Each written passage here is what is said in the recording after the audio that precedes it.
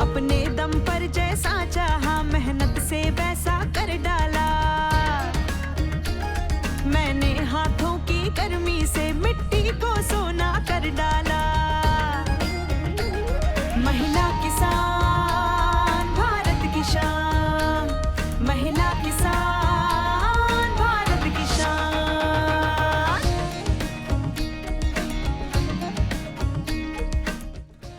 डर मुझे भी लगा फासला देखकर, लेकिन मैं बढ़ती गई रास्ता देखकर। नमस्कार, मैं हूं जूही मल्होत्रा और आपका स्वागत करती हूं देश के पहले ऐसे रियलिटी शो डीडी महिला किसान अवार्ड्स में, जहां पर श्रेष्ठ महिला किसान नायिकाओं को मंच प्रदान किया गया है ताकि वो अपनी उपलब्धियां हमारे सभी दर्शकों के साथ साझा कर सकें। ऐसा लगता है मानो ये कल ही की बात हो। 3 महीने कब बीत गए पता ही नहीं चला। डीडी किसान की टीम ने अपने अथक प्रयासों के कारण, अपनी कड़ी मेहनत से इस मंच पर लघु भारत को साकार किया हुआ था। कश्मीर से कन्याकुमारी तक, महाराष्ट्र से अरुणाचल प्रदेश तक, देश की कोने कोने से आई महिला किसानों की प्रेरणादायक कहानियों से हम सब ने कुछ न कुछ जरूर सीखा है। आज इन्हीं 110 प्रेरणादायी महिला किसानों में से हमारे एक्सपर्ट्स ने चुनी है 5 महिला किसान नायिकाएं, जिन्हें इस मंच पर हम आमंत्रित करने वाले हैं। तो आइए शुरुआत करते हैं डीडी किसान की इस विशेष प्रस्तुति महिला किसान अवार्ड्स ग्रैंड फिनाले की। जोरदार तालियां। महिला किसान भारत की शान, महिला किसान भारत की शान। सबसे पहले आपका परिचय हम करवाना चाहेंगे इस ग्रैंड फिनाले की ग्रैंड ज्यूरी के साथ। हमारे बीच देश के श्रेष्ठ विद्वान कृषि विशेषज्ञ मौजूद हैं, जो हमारी किसान नायिकाओं के कार्यों का वैज्ञानिक कसौटी पर मूल्यांकन करेंगे और उनके कार्यों के आधार पर उनको अंक देंगे। फिर हम चुनेंगे देश की सर्वश्रेष्ठ महिला किसान नायिका। तो आइए शुरुआत करते हैं अपने जजेस के परिचय के साथ। सबसे पहले स्वागत है डॉक्टर मंगला राय जी का। जोरदार तालियां डॉक्टर मंगला राय जी के लिए। डॉक्टर मंगला राय जी, आप भारतीय कृषि अनुसंधान परिषद नई दिल्ली के पूर्व महानिदेशक हैं। भारत में कृषि वैज्ञानिकों में अग्रणी पंक्ति में डॉक्टर राय का नाम लिया जाता है। आप लगभग 40 वर्षों तक कृषि क्षेत्र में शोध, शिक्षा, प्रसार, प्रबंधन में देश विदेश की अनेक महत्वपूर्ण संस्थाओं से जुड़े रहे हैं। अब हम स्वागत करेंगे हमारी ग्रैंड ज्यूरी के दूसरे जज डॉक्टर बीवी पाटिल जी का। बहुत बहुत स्वागत है डॉक्टर बीवी पाटिल जी। डॉक्टर बीवी पाटिल, आप कृषि विश्वविद्यालय रायचूर कर्नाटक के पूर्व कुलपति हैं। लगभग 36 वर्षों तक कृषि क्षेत्र में शोध, शिक्षा, प्रसार, प्रबंधन में अनेक कार्य किए हैं आपने। बहुत बहुत स्वागत डॉक्टर बीवी पाटिल जी।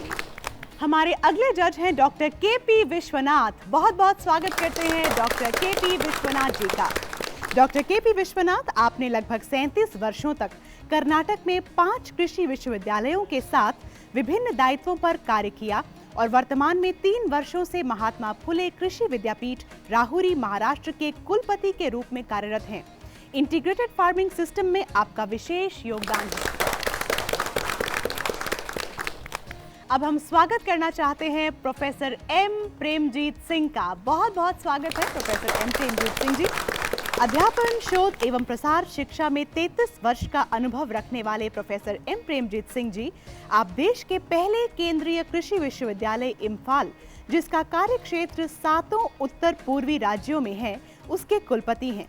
आप देश के उत्तर पूर्वी क्षेत्रों में कृषि प्रसार शिक्षा में अभूतपूर्व योगदान के लिए जाने जाते हैं, पहचाने जाते हैं। बहुत बहुत स्वागत है प्रोफेसर साहब।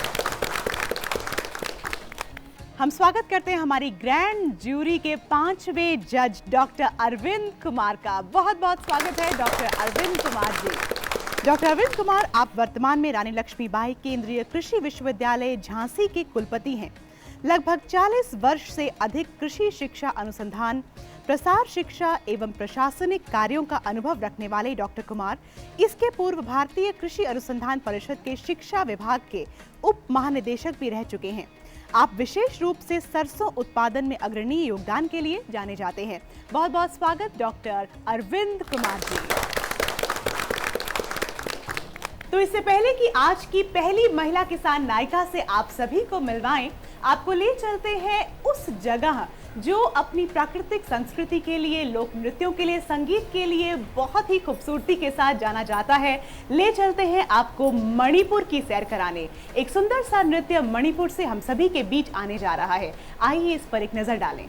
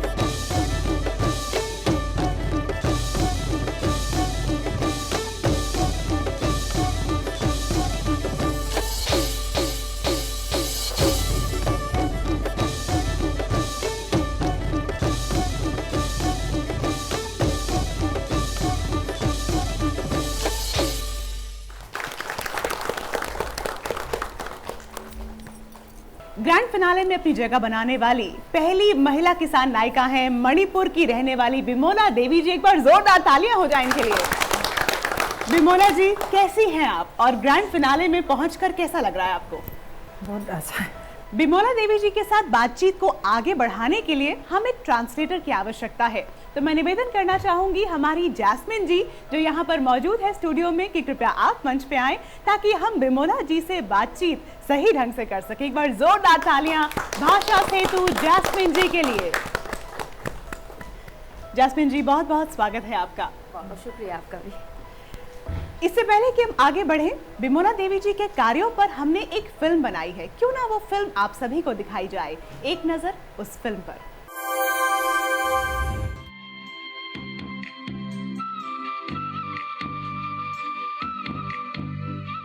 भारत की पूर्वी सीमा पर स्थित है प्राकृतिक सौंदर्य से भरपूर मणिपुर।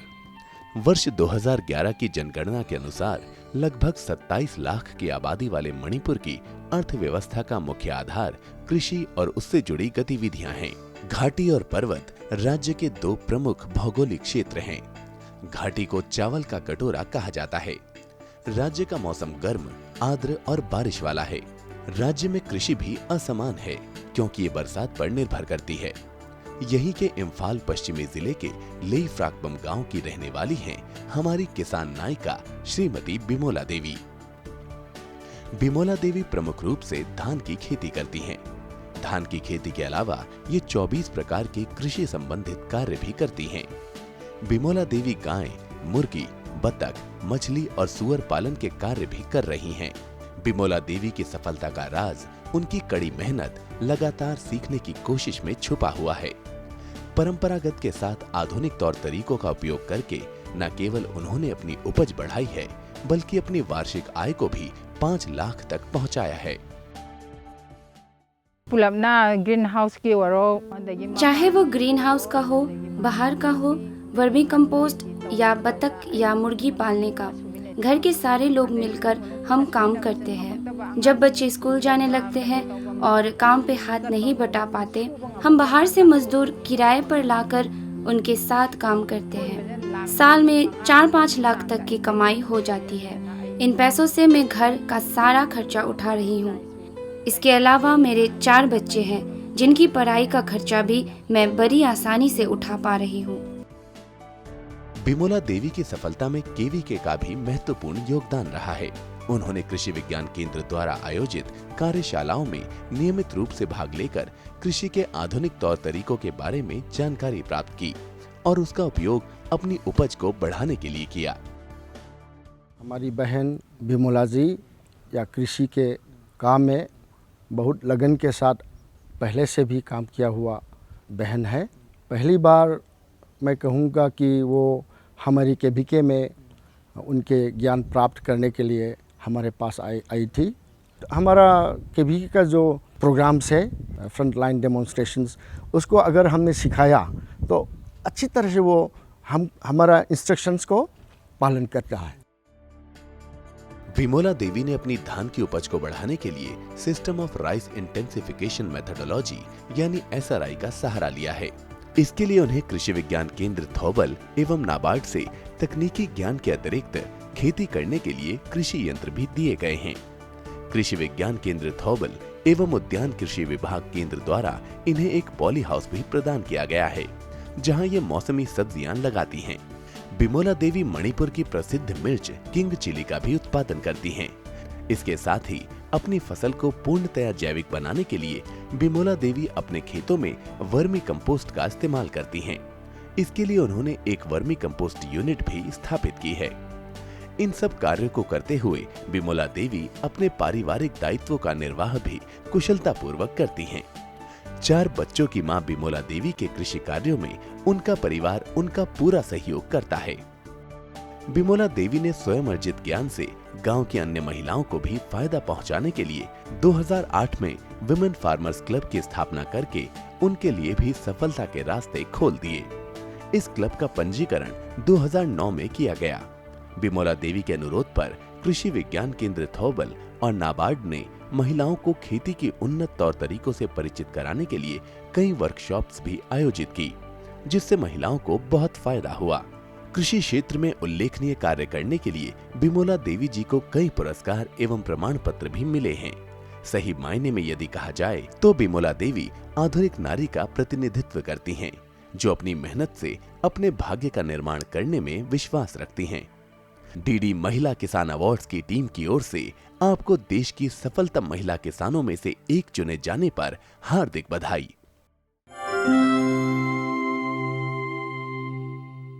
बिमोला जी, आपको महिला किसान अवार्ड्स के ग्रैंड फिनाले के इस मंच पर देखकर मुझे बहुत खुशी हो रही है। आपके जीवन से मैंने तो एक बात सीखी है कि सीखना बंद तो जीतना बंद।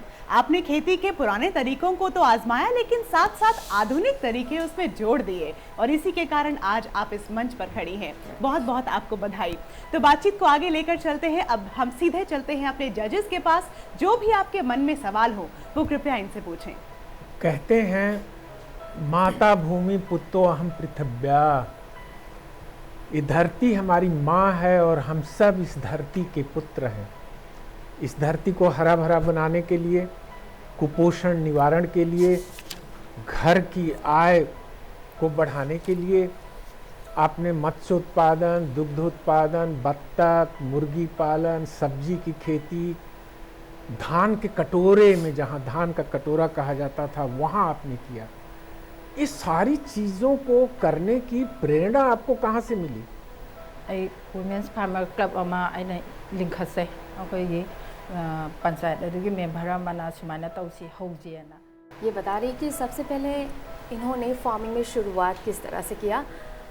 उनकी पंचायत की एक मेंबर ने किसी एक मीटिंग में बताया कि इस तरह से एक वुमेन क्लब बनाना चाहिए ताकि फार्मिंग में ध्यान दे और फार्मिंग में काम करे। तो उसी सोच को लेके इन्होंने एक क्लब खोला और क्लब में 39 मेंबर्स थे, तो सभी मिलकर इसको शुरू किया। ये गई केवीके के पास, केवीके थौवाल के पास गई, वहाँ से मदद लिए, अच्छी तरह मदद दिए और फिर इनके द्वारा जो भी ट्रेनिंग प्रोग्राम्स होते थे वहाँ वो जाती थी और शामिल होते थे और सीखती थी, लर्न करती थी। उसके बाद ट्रेनिंग के दौरान जहाँ जहाँ इनको ले जाया जाता था वहाँ पे ऐसे ऐसे खेती पर इन्हें ले जाया गया, उन सब खेती को देखकर, हरा भरा नज़ारा को देखकर वहीं से उसको इंस्पिरेशन मिला, वहीं से प्रेरणा मिली। और साथ ही सेंट्रल एग्रीकल्चर यूनिवर्सिटी की तरफ से भी अच्छा सहयोग मिला, वहीं बता लाइए। इसी तरह इस दौरान वो यहाँ तक पहुँची। आपका एक्सपीरियंस से दूसरा अपना साथी फार्मर को क्या कहना चाहते हैं आप? अतोप फार्मरसिंगदसु आइना होटनाबगुम आइना मिट अनि पांदे आइना मिट खोंग मरी पांदे अदना खुदसु मरी पांदे आइना होटनाबगुम नोइसु होटनाउ मथंगदा आइगुमना। ये बता रही है कि इनके पास 4 हाथ नहीं है, 4 आंखें नहीं है, 4 पैर नहीं है। जैसे आप सभी के पास 2 आंखें हैं, 2 हाथ हैं, 2 पैर हैं, उसी तरह मेरे भी हैं। तो मैं जिस तरह मेहनत करती हूँ, हम मर्दों पर क्यों डिपेंड करें? हमें भी खुद खड़ा होना चाहिए, मेहनत करना चाहिए, तभी हम सफल हो सकते हैं। इसलिए सब आओ, साथ में मेहनत करेंगे। और ये बता रही है साथ ही ये भी कि कहीं भी जब ये मीटिंग के लिए जाती है, वो सबको यही प्रेरणा देती है कि आप सब घर से निकल आओ, पति के डोमिनेशन मत रहो, साथ में काम करेंगे, साथ में आगे बढ़ेंगे। बढ़िया बात किया जी। आपको 4 बच्चे हैं, आपके बच्चों को भी आगे खेती में कंटिन्यू करना चाहते हो? इजाज़ होगी MSc नेबा मैथमेटिक्स नहीं अब मान लो आएगा। इनके 4 बच्चे हैं। सबसे पहला बेटा है MSc कर चुके हैं, और सेकंड वाली डॉक्टर कर रही है, MBBS कर रही है, और थर्ड जो है 12th में है, और सबसे छोटी वाली भी स्कूल में है। तो इनका कहना है कि बड़ा वाला बेटा उनको फार्मिंग में पसंद है तो उसको फार्म में ही करवाएंगे, और छोटी वाली बेटी जो स्कूल में पढ़ रही है वही सारा इसका हाथ बताती है, उसको ज्ञान दे चुकी है कि फार्मिंग किस तरह करना है, कब खाद डालना है, कब पानी डालना है, कौन से समय पौधों को लगाना है, सब ज्ञान उसे दे चुकी है छोटी वाली बेटी को। इसलिए वो चाह रही है कि बड़े बेटे और सबसे छोटी वाली बेटी इसी फील्ड में जाए। विमला देवी जी, आपका राज्य में तो चावल ही खाता है 2 बार, तो चावल का जो आपने वेराइटी यूज़ किया है, जो टम्फा फाव है, CUR1 का वेराइटी है, हाई यील्डिंग वेराइटी है, इसका एवरेज ज़्यादा है, लेकिन फिर भी आपने जो SRI system of rice intensification cono weeder use किया है, तो इसका क्या कारण हो सकता है? मसे कनोगी अखोइना खुदना पेंग बतारदी लेबर से यामना हेना संगे अदुइदुना असी सीजन तारगदी आइना नोमदा लौ संगम अमा जे पोथारगी इनबदा संगम अमा इनबंगा। कोनोवीडर के प्रयोग से वो एक दिन में अकेली 1 एकड़ ज़मीन साफ कर लेती है, जबकि अगर ये इसको इस्तेमाल नहीं करती है तो उसको उस एरिया को 1 एकड़ को साफ करवाने में कम से कम 10 लोग लग जाते हैं, तो 300 × 10 तो 3000 उनको देना पड़ता है। तो उस 3000 को सेव करने के लिए, बचाने के लिए ही कोनोवीडर का इस्तेमाल करती है। मैं आपसे जानना चाहता हूँ कि ये जो मुर्गी पालन आपने किया है, इसमें आपने ये जो मुर्गे लाए थे, तो मुर्गी कहाँ से आपने प्राप्त की? कोई उन्नत किस्म की मुर्गी थी या आपकी अपनी लोकल थी? और इसका कितने अंडे आप प्राप्त करते हैं, या इसका जो ब्रायलर है इसको बेचते हैं, क्या करते हैं? आई मरुम लौरगा मोई लैकाइदगी हाइतारे लोकलदगी लौबो मरुमसिना आइना कोलहल्लगा अदुदगी लौ मसाने सिम कनोदगी। ये बता रही है कि इन्होंने पहले शुरुआत गांव से किसी के घर से अंडे लेकर शुरू किए थे, उसके बाद ये उनसे अंडे निकालते हैं, उसके बाद अंडे को ही बेचते हैं। उसका बच्चा या फिर मुर्गी उसको फैलाने के लिए, एक्सपांड करने के लिए नहीं कर रही है, बस अंडे बेचती है। बहुत बहुत धन्यवाद बिमोला जी। अब बारी है कि हमारी ग्रैंड ज्यूरी आपके कार्यों के आधार पर आपको अंक दे। इससे पहले कि आपके रिजल्ट, आपके अंक हम आपको बताएं, आपसे मैं निवेदन करना चाहूंगी कि आप दर्शक दीर्घा में जाकर अपने स्थान पर बैठें, क्योंकि बारी है अब अपनी अगली महिला किसान से हमारे ऑडियंस को मिलवाने की। महिला किसान भारत की शान, महिला किसान भारत की शान। आपकी जीवन शैली और जीने के अंदाज को टटोलता कार्यक्रम, जहां हर दर्द के हमदर्द होते हैं हम और पूछते हैं आपसे, कैसे हैं आप? कैसे हैं आप? कैसे हैं आप? जीवन को एक नए अंदाज से जोड़ता एक ज्ञानवर्धक कार्यक्रम कैसे हैं आप, रविवार सुबह 10:05 पर।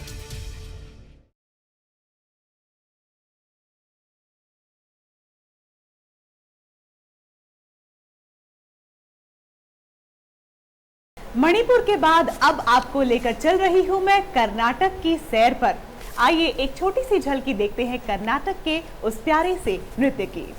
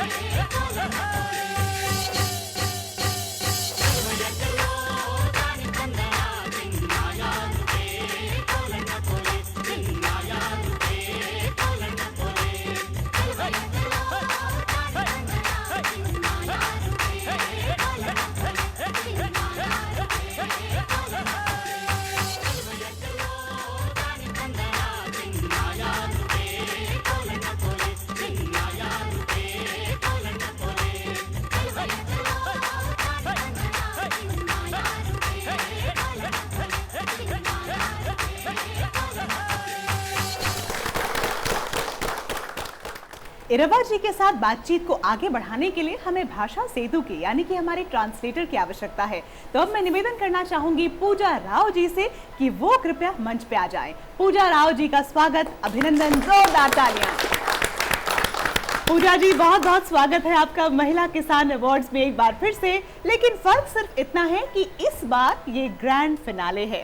तो आइए सबसे पहले एक फिल्म देखते हैं जो कि इरवा जी के कार्यों पर हमने बनाई है, जिससे कि हम सभी को इनके कार्यों के बारे में थोड़ा विस्तार से जानने का मौका मिलेगा। आइए फिल्म देखते हैं।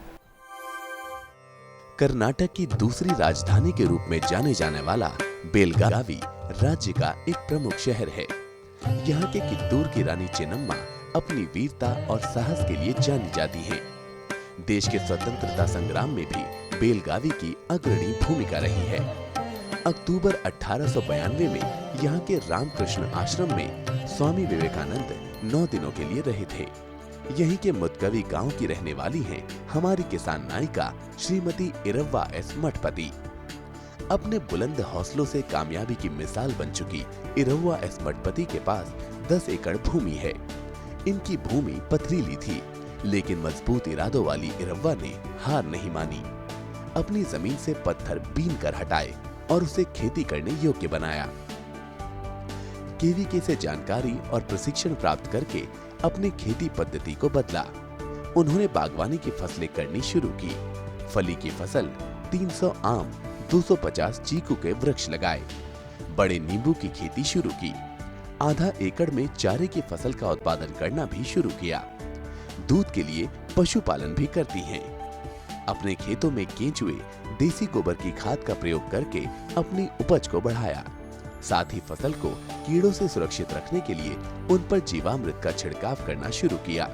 इससे न केवल इनकी फसल कीटनाशकों के दुष्प्रभाव से मुक्त हुई, बल्कि जैविक खेती की उपज होने के कारण बाजार में इनके फलों, फूलों की मांग भी बढ़ गई। ये लोग पहले फूलों की खेती और फूलों का व्यापार करते थे। जब हमारे संपर्क में आए तो हमने इनको सलाह दी कि ऐसे ही सीधे बाजार में बेचने से अच्छा है कि आप इसका मूल्यवर्धन करके बेचें। इससे आपका फायदा भी ज़्यादा होगा। हमारे कहे अनुसार इन्होंने शुरुआत की छोटे उद्यम के रूप में, जैसे आम का अचार हो सकता है, नींबू का अचार हो सकता है। आज इतना विकास किया है कि हर वर्ष 100 टन के अचार का व्यापार कर रहे हैं। फली का अचार बनाने की इच्छा इन्होंने जताई। बाजार में इसकी मांग इन्होंने पहचानी है तो केवीके की तरफ से फली का अचार बनाने का भी प्रशिक्षण इनको दे रहे हैं। चाहे वो खेतों में से पत्थर बीनना हो या फिर कृषि कार्य करना, सारा परिवार एक साथ मेहनत करता है। आज इरव्वा जी अपनी आम की उपज का मात्र 20% ही बाजार में बिक्री के लिए भेजती हैं। शेष को वो अपने पुत्र के अचार बनाने के कारखाने में भेजती हैं, जहां वो स्वयं उसकी सहायता अचार बनाने में करती हैं।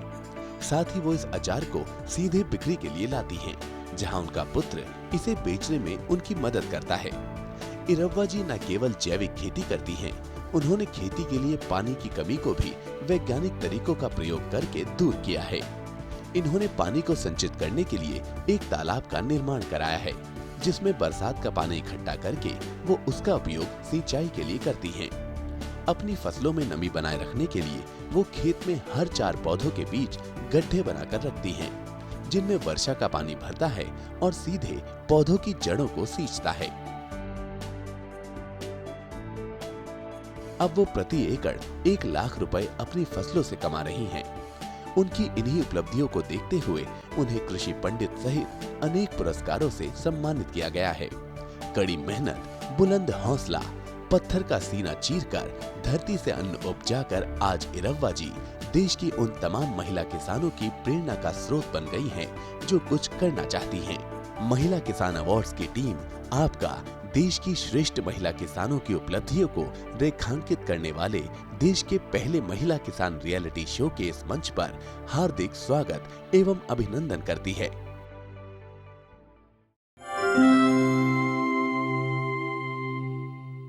हमारी ग्रैंड ज्यूरी क्या पूछना चाहती है? बाजार में आप अपने उत्पाद को जब बेच रही थी तो कभी आपके चेहरे पर मुस्कुराहट थी तो कभी आप पसीना पूछती नजर आई। जरा आपने खट्टे मीठे अनुभव बताइए बाजार के। ಅಂದ್ರೆ ಬಿಸಿಲಿದ್ದಾಗ ಇದಾಕತ್ರಿ ಬೆವರು ಬರ್ತೈತ್ರಿ, ಯಾಕಂದ್ರೆ ಮಾರಾಟ ಮಾಡಾಕತ್ತೇವಪ್ಪ ಅಂದ್ರೆ ನಗುನು ಇರ್ಬೇಕ್ರಿ, ಅದ ಇದನ್ನು ಇರ್ಬೇಕ್ರಿ, ಯಾಕಂದ್ರೆ ಈಗ ಬಿಸಿಲು ಅಂತ ಇರ್ತೈತ್ರಿ, ಬಿಸಿಲ್ದಾಗ ಮತ್ತೆ ಕಷ್ಟ ಆಗುದಾರಿ। जब धूप में अपना जो सामान है जो बेचने के लिए बैठती है तो पसीना तो आ ही जाता है, मगर पसीना आने से जो तकलीफ़ जो इनको होती है, मगर इनका ये कहना है कि जो तकलीफ़ जो इनको अंदर से महसूस होती है वो चेहरे पे नहीं ला सकते, क्योंकि जो उनके पास जो ग्राहक आते हैं उनको इनकी तकलीफ़ के बारे में पता नहीं चलना चाहिए। उनको जो भी है खुशी खुशी उनके साथ इनका बर्ताव होना चाहिए, ऐसा इनका मानना है।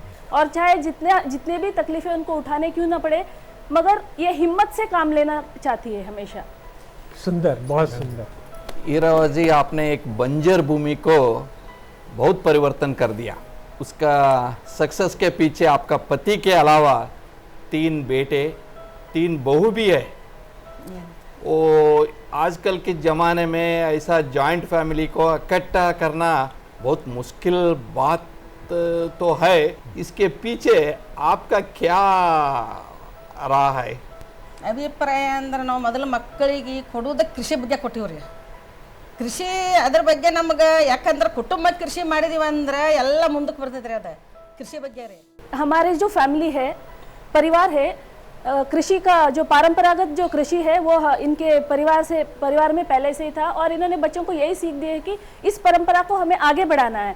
और इनके घर में एक और चीज़ ये है कि जो मार्केट में जाके जो अपना सामान बेचते हैं या फिर इनको किसी सोर्स से इनकम आता है तो सबको सबके बारे में पता होता है। ऐसा नहीं कि सारे जो एक्सपेंसेस जो है या तो इनकम है सिर्फ सास को या ससुर को पता हो, बच्चों को पता नहीं चलना चाहिए, ऐसे नहीं करते हैं कि सबको सब पता होना चाहिए। तभी इन लोगों में ऊंच नीच का भाव नहीं आएगा। जो इनके बहुएं हैं जो बाहर से आए हैं, दूसरे घर से जो आए हैं, तो उनको भी प्यार से बस वही सिखाती है कि आप लोग बाहर से ज़रूर आए हो, मगर हमारे घर में आप आए हो तो आप लोग आप हमारी बहू नहीं हो, हमारी बेटी हो। ऐसी सीख इन्होंने बहुओं को भी दी है। तो इनका जो सक्सेसफुल जो इनका सीक्रेट है सक्सेस का वही है। बहुत बढ़िया विचार है। इरवा जी, आपने बहुत कम बारिश होने वाले क्षेत्र में बहुत प्रयास करके कृषि कर रहे हैं, लेकिन आजकल कृषि क्षेत्र में एक कृषि करना ज़्यादा मुश्किल काम है, मार्केटिंग करना ज़्यादा मुश्किल काम है, और आप डायरेक्ट मार्केटिंग भी कर रहे हैं, लेकिन मध्यवर्ती को कम करके डायरेक्ट उसको कुछ है। आपको आसान काम क्या है और क्लिष्ट काम क्या है?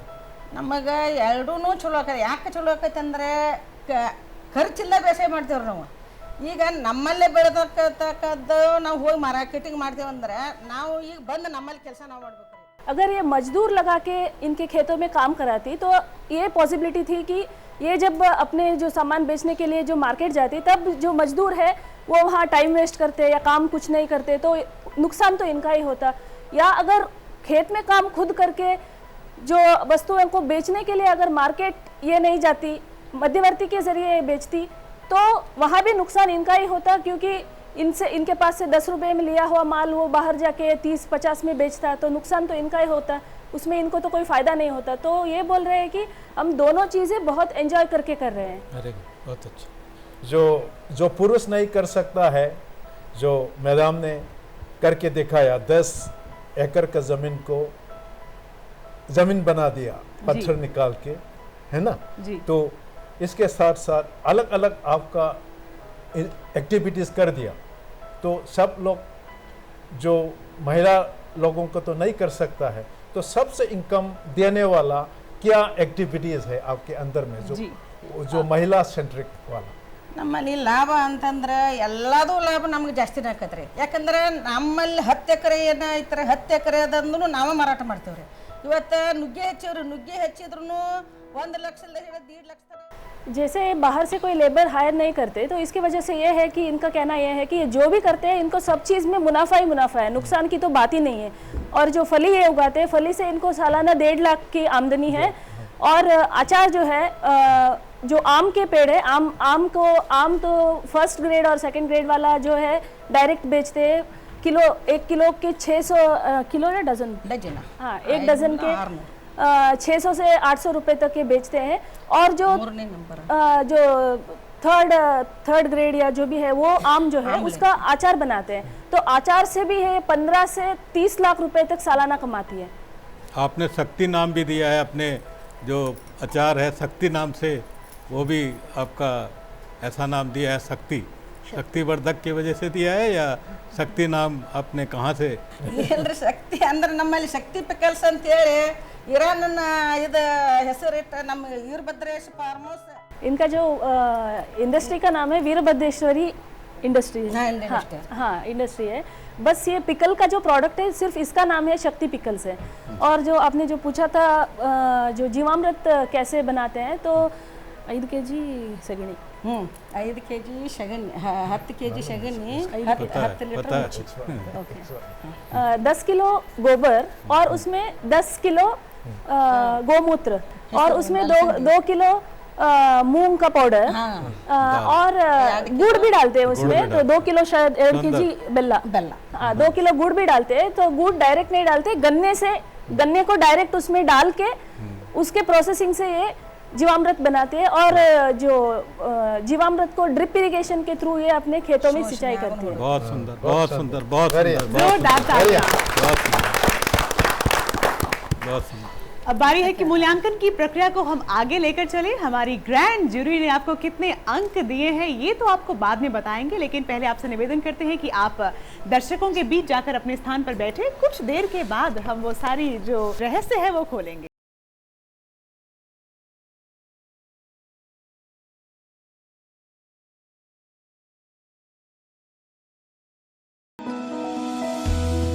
जानकारी जो किसानों के लिए हो लाभकारी, समस्याओं पर पड़ेगा समाधान भारी, कृषि की हर बात का ख्याल, कब कैसे की जाए बेहतर देखभाल, जानिए विशेषज्ञों के साथ, देखिए खेत खलिहान, सोमवार से शुक्रवार सुबह 7 बजे डीडी किसान पर।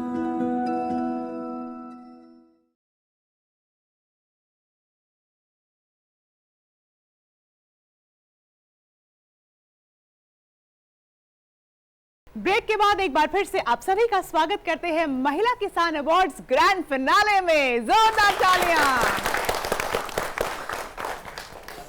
महिला किसान अवार्ड्स का यहां तक का सफर मेरे लिए निजी तौर पर बहुत ही यादगार रहा।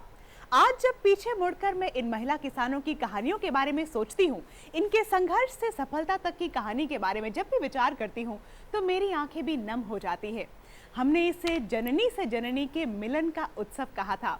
आज देखिए कैसे समय बीत गया, 3 महीने कब बीत गए पता ही नहीं चला और हम आ पहुंचे हैं महिला किसान अवार्ड्स के ग्रैंड फिनाले में। तो आइए आगे बढ़ते हैं और अब मैं स्वागत करूं हमारी अगली महिला किसान का। इससे पहले आपको बताना चाहती हूं कि वो आई हैं असम से। तो असम का एक बहुत ही सुंदर नृत्य है बिहू, जो कि त्योहारों से संबंधित है। एक छोटी सी प्यारी सी झलकी देखते हैं बिहू नृत्य की, उसके बाद उन्हें आमंत्रित करेंगे।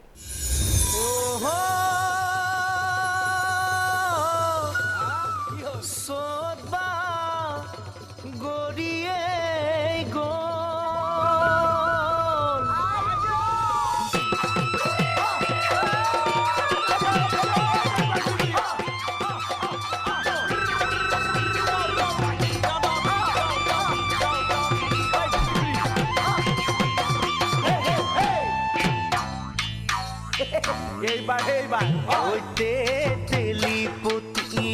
Sira kuai sila oi monot logai sila ronge o emoromor nasoni dekhile keloi namata mur sukuloi keloi nosoa dekhile keloi namata mur sukuloi namata nosoa kihot no uthile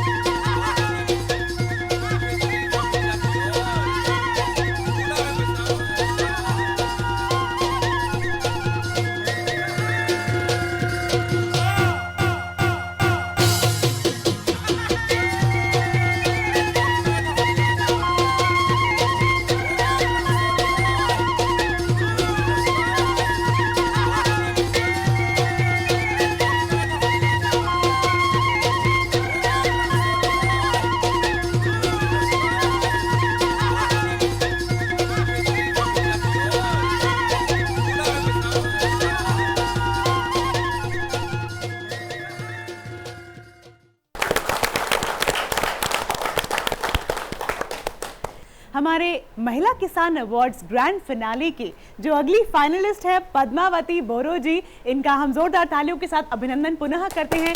Nalbari Assam से आई है पद्मावती बोरो जी। तो इनके साथ हम बातचीत सुचारू रूप से चला सकें, इसके लिए हमें ट्रांसलेटर की यानी कि भाषा सेतु की आवश्यकता है। मैं निवेदन करना चाहूँगी नरसिम्हा फरहाना जी से कि आप कृपया मंच पे आ जाएं। नरसिम्हा जी, बहुत बहुत स्वागत है आपका। और पद्मावती जी के साथ हम ढेर सारी बातें आज करना चाहते हैं, जिसके लिए आपकी हमें ज़रूरत होने वाली है। अभिनंदन, बहुत बहुत स्वागत। धन्यवाद। सबसे पहले तो पद्मावती जी से पूछना चाहती हूँ मैं कि आज इस मंच पर आकर ये कैसा महसूस कर रही हैं? दूसरी बार आई हैं महिला किसान अवार्ड्स में, लेकिन इस बार थोड़ा अलग है क्योंकि ग्रैंड फिनाले है। तो क्या है, नर्वस है ये, कैसा फील कर रही है? अपना आज ही कहने लगी से या रही से। अच्छा, इनको अच्छा लग रहा है, बहुत अच्छा लग रहा है। बहुत अच्छा।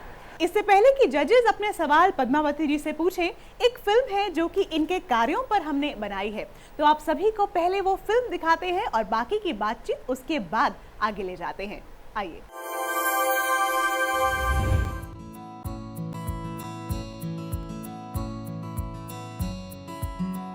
असम अथवा आसाम देश के उत्तर पूर्व का एक प्रमुख राज्य है। कुछ विद्वानों का मानना है कि असम शब्द संस्कृत के असोमा शब्द से बना है, जिसका अर्थ है अनुपम अथवा अद्वितीय। ऑस्ट्रिक, मंगोलियन, द्रविड़ और आर्य जैसी विभिन्न जातियां प्राचीन काल से इस प्रदेश की पहाड़ियों और घाटियों में समय समय पर आकर बसी और यहाँ की मिश्रित संस्कृति में अपना योगदान दिया। इस तरह असम में संस्कृति और सभ्यता की समृद्ध परंपरा रही है। गुवाहाटी से लगभग 100 किलोमीटर दूर स्थित है चेंगनोई गांव। यहीं की रहने वाली हैं हमारी किसान नायिका पद्मावती बोरो। बहुमुखी प्रतिभा की धनी पद्मावती बोरो की शिक्षा बहुत अधिक नहीं है, लेकिन अपनी कड़ी मेहनत और नलबारी स्थित कृषि विज्ञान केंद्र की सहायता से उन्होंने कृषि क्षेत्र में उल्लेखनीय सफलता हासिल की है। पद्मावती विविध प्रकार के कृषि एवं कृषि संबंधित कार्य करती हैं। कृषि विज्ञान केंद्र के मार्गदर्शन में पद्मावती एरी रेशम कीट पालन करके कुकून से रेशम के धागों की कताई करके शॉल एवं स्टोल बुनती हैं। इसके अतिरिक्त वो धान, तिलहन और रबी की फसलों का उत्पादन करती हैं। वो धान की अधिक उपज देने वाली किस्मों जैसे रंजना, रंजीत, स्वर्ण, महसूरी और धान की स्थानीय किस्म जोहा की खेती करती हैं। उनके यहाँ 40 क्विंटल प्रति एकड़ धान की उपज हुई थी। अतिरिक्त फसल बेचकर उन्होंने पिछले वर्ष 20,500 रुपए कमाए थे। धान के अतिरिक्त रबी की सब्जियों जैसे टमाटर, बैंगन, मिर्च, मूली, बंद गोभी, लौकी और आलू की खेती भी वो करती हैं, जिससे उन्हें सालाना 50,000 की आमदनी होती है। पद्मावती गाय पालन करके उसके दूध की बिक्री से सालाना 1,20,000 रुपए की आमदनी करती हैं। इसके अतिरिक्त सुअर, मुर्गी, कबूतर एवं मछली पालन से भी उन्हें काफी आमदनी होती है। कृषि विज्ञान केंद्र के सहयोग से पद्मावती जी ने अपनी 0.67 हेक्टेयर जमीन में तेलीय फसल तूरिया TS36 किस्म का उत्पादन किया और इसके बीजों से निकले तेल को अपने घरेलू उपयोग के बाद अतिरिक्त तेल को बाजार में बेचकर सालाना 15,000 का लाभ कमाया। पद्मावती सरसों का भी उत्पादन करती हैं। अपने खेतों में उपजे देसी फलों का इस्तेमाल वो घरेलू उपयोग के लिए अचार बनाने के लिए करती हैं। पद्मावती कृषि विज्ञान केंद्र नलबारी द्वारा आयोजित विभिन्न TSP कार्यक्रमों में भी भाग लेती रहती हैं। सुदोमश्री नामक स्वयं सहायता समूह की पद्मावती सक्रिय सदस्य हैं। इसके तहत वो केवी के द्वारा समय समय पर आयोजित एग्रीकल्चर की प्रदर्शनियों में भी भाग लेती हैं। निरंतर कुछ सीखने की इच्छा केवीके के सहयोग से अपने खेतों में वैज्ञानिक तकनीक का इस्तेमाल करके पद्मावती बोरो ने जो सफलता हासिल की है वो अन्य महिला किसानों के लिए अनुकरणीय है। सिर्फ 47 वर्ष की उम्र में इतनी उपलब्धियों को हासिल करने के कारण आज पद्मावती बोरो देश की श्रेष्ठ महिला किसानों के मंच पर आकर देश की अन्य महिलाओं के लिए भी प्रेरणा स्रोत बन गई हैं।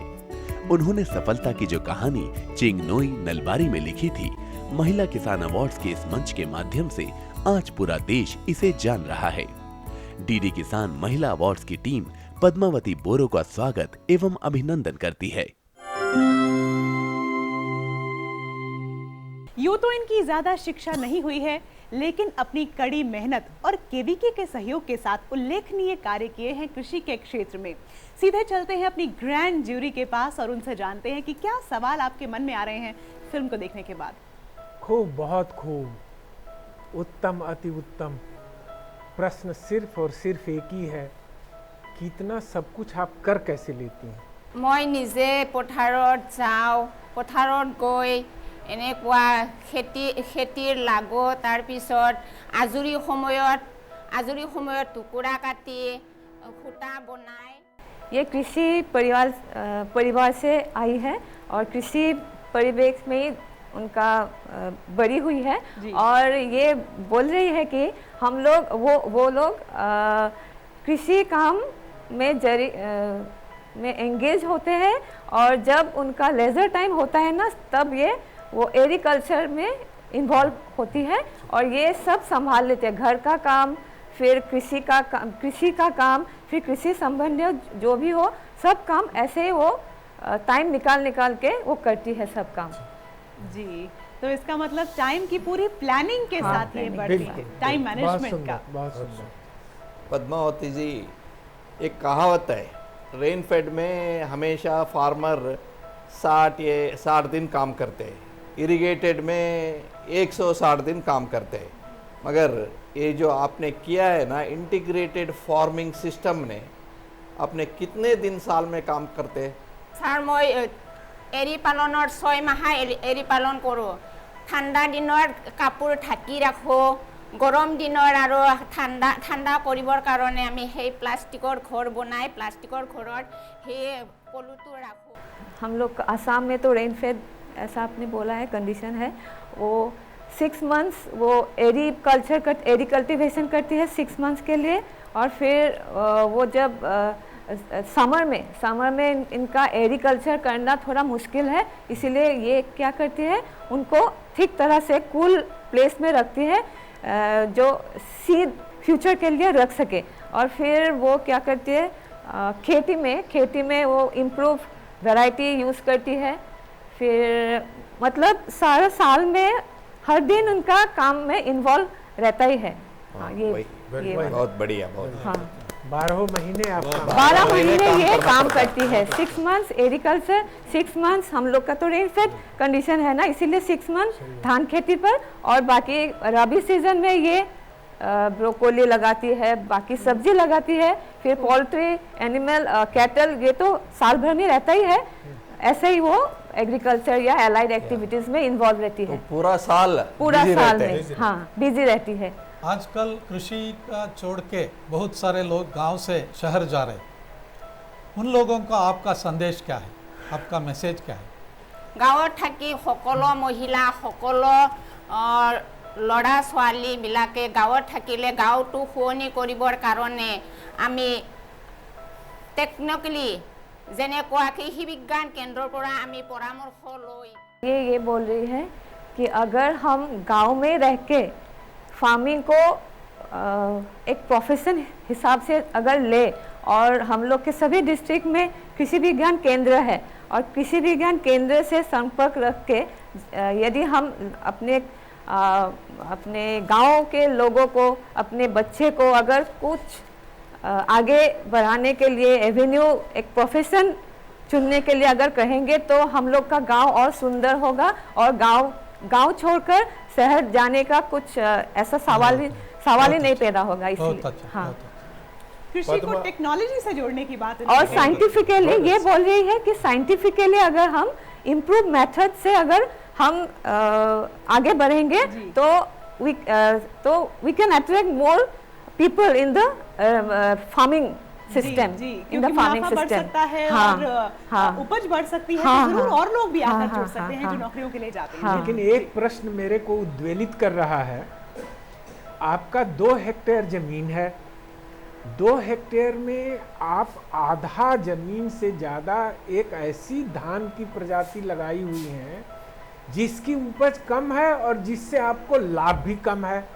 तो क्या आप बता सकती हैं कि ऐसा क्यों है? কেতিয়াবা আৰু বৰষুণ নহ'লে ধানৰ পৰিমাণটো কমি যায়।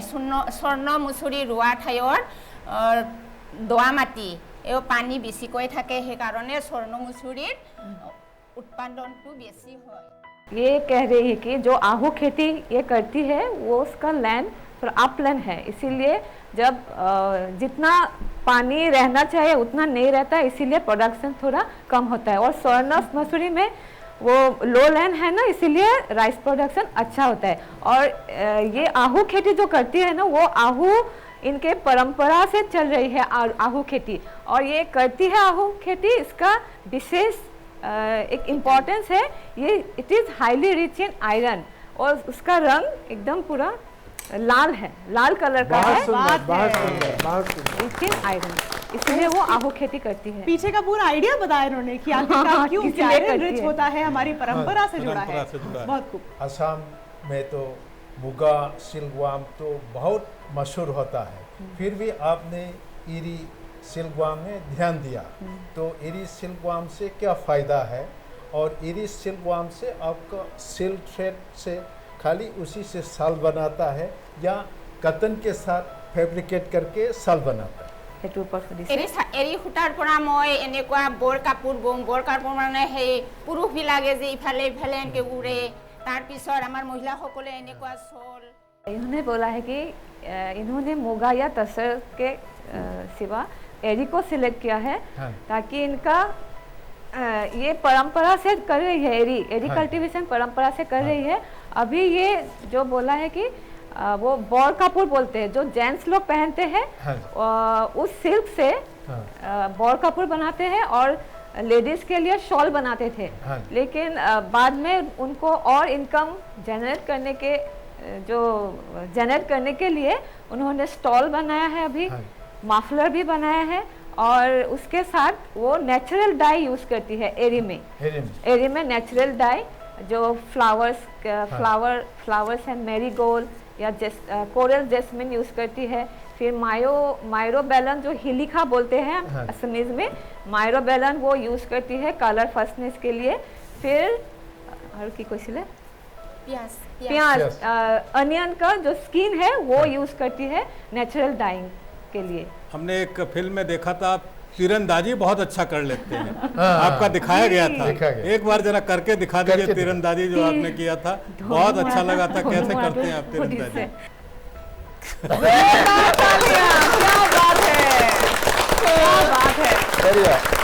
पद्मावती जी, अब बारी आती है, हमारे विद्वान जजेस आपको अंक देंगे। कितने अंक उन्होंने दिए हैं ये आपको थोड़ी देर के बाद बताएंगे, लेकिन पहले मैं निवेदन करती हूँ कि आप दर्शकों के बीच जाकर अपने स्थान पर बैठें और फिर आपको आमंत्रित करेंगे थोड़ी सी देर के बाद।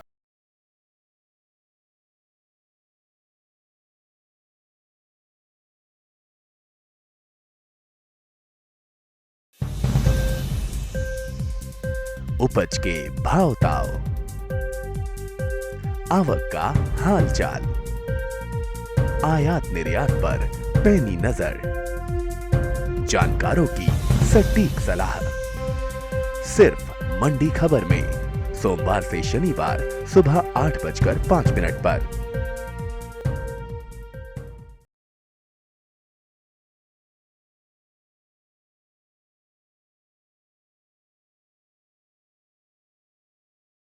असम की रहने वाली पद्मावती बोरो ने तो मानो हम सभी का दिल जीत लिया।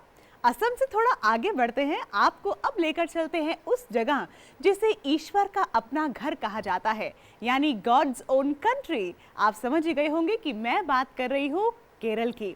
तो सीधे चलते हैं केरल की ओर, और केरल का एक बहुत ही फेमस मार्शल आर्ट फॉर्म है जिसे कहा जाता है कलरीपयट्टू। तो एक छोटी सी झलकी इस नृत्य की, इस मार्शल आर्ट फॉर्म की आप सभी को दिखाते हैं। आइए आनंद लेते हैं कलरीपयट्टू का।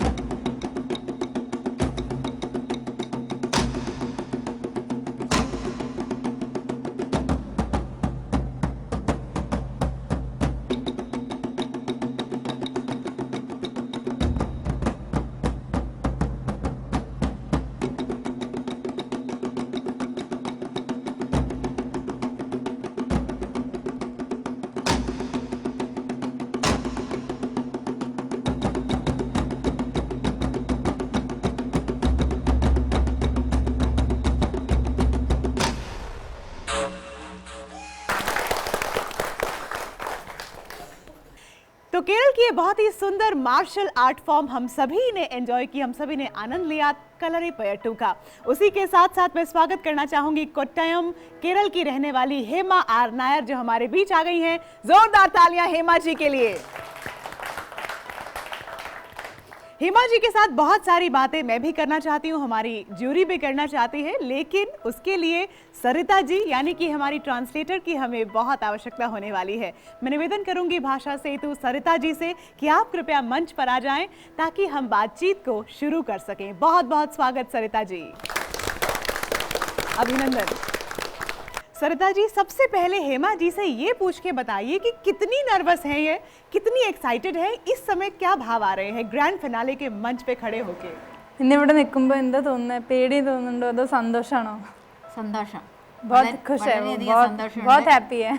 എൻ്റെ ഈ പ്രായത്തിൽ ഇവിടെ ഇങ്ങനെ ഒരു സ്റ്റേജിൽ വരാനും ഇങ്ങനെയുള്ള ഒരു വേദിയിൽ എല്ലാ മാന്യ വ്യക്തികളെ എല്ലാം കാണാനും ഒക്കെയുള്ള അവസരം ലഭിച്ചതിൽ എനിക്ക് എന്നെ ഇങ്ങോട്ട് വിട്ട എല്ലാവരോടും തന്നെ നന്ദി പറയുന്നു. बहुत खुश है और इस एज में ये मंच मिला उनको, इस चीज़ के लिए सबको थैंक्स कहना चाहती हूँ। क्या बात है, जोरदार तालियां। बहुत खुश और कह रहे हैं कि इस उम्र में मुझे ये मंच मिला, इसके लिए मैं बहुत शुक्रगुजार हूँ। हेमा जी, आपको यहाँ पर बुलाकर हम भी बहुत गौरवान्वित महसूस कर रहे हैं। बहुत बहुत आपका फिर से स्वागत है। एक फिल्म है जो हमने आपके कार्यों पर बनाई है, तो वो फिल्म पहले अपने दर्शकों को दिखाते हैं, उसके बाद हमारे जजेस आपसे बहुत सारे सवाल पूछने वाले हैं। सबसे पहले वो फिल्म देखते हैं, आइए।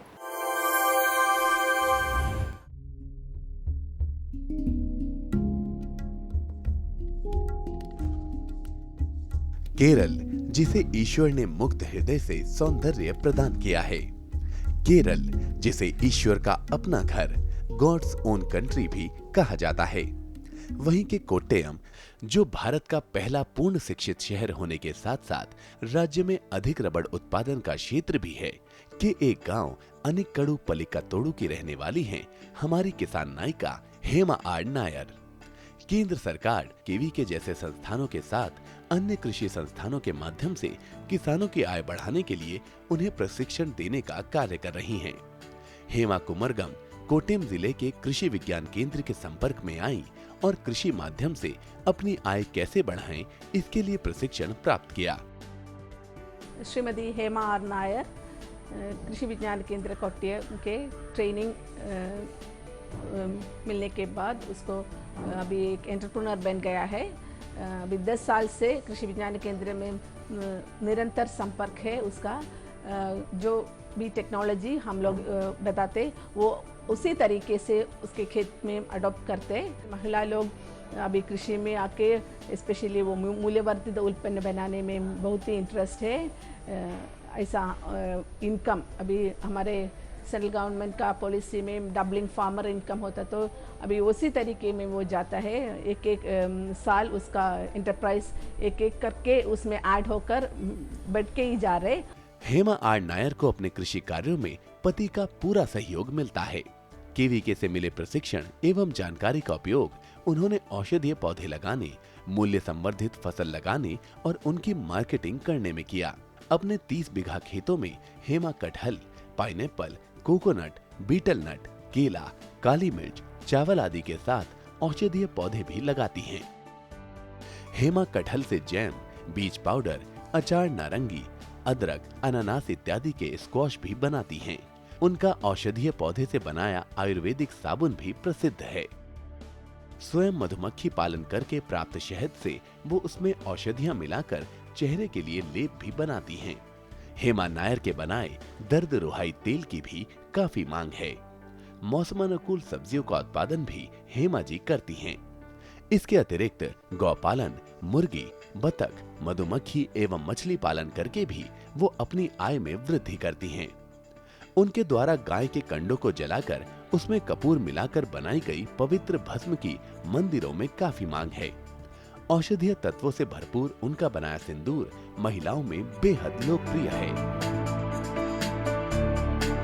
गाय के दूध से वो दूध पेड़ा, लड्डू बनाकर बेचती हैं। गाय के गोबर एवं मूत्र से वो जीवामृत एवं पंचगव्य भी बनाती हैं।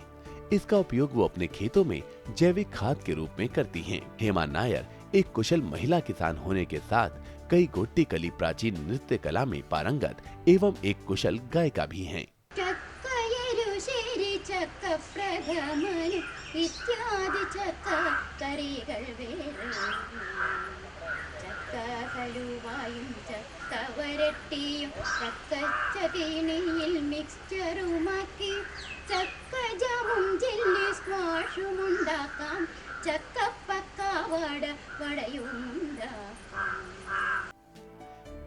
हेमा आर नायर का कृषि क्षेत्र का सफर सन 2006 में एक गाय को पालने से शुरू हुआ था।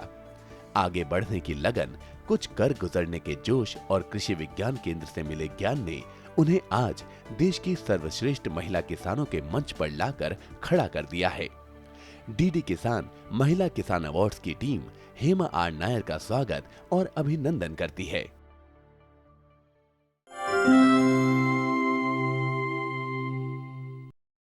इतनी कम जमीन होने के बावजूद भी आप कभी डरी नहीं, आप कभी रुकी नहीं।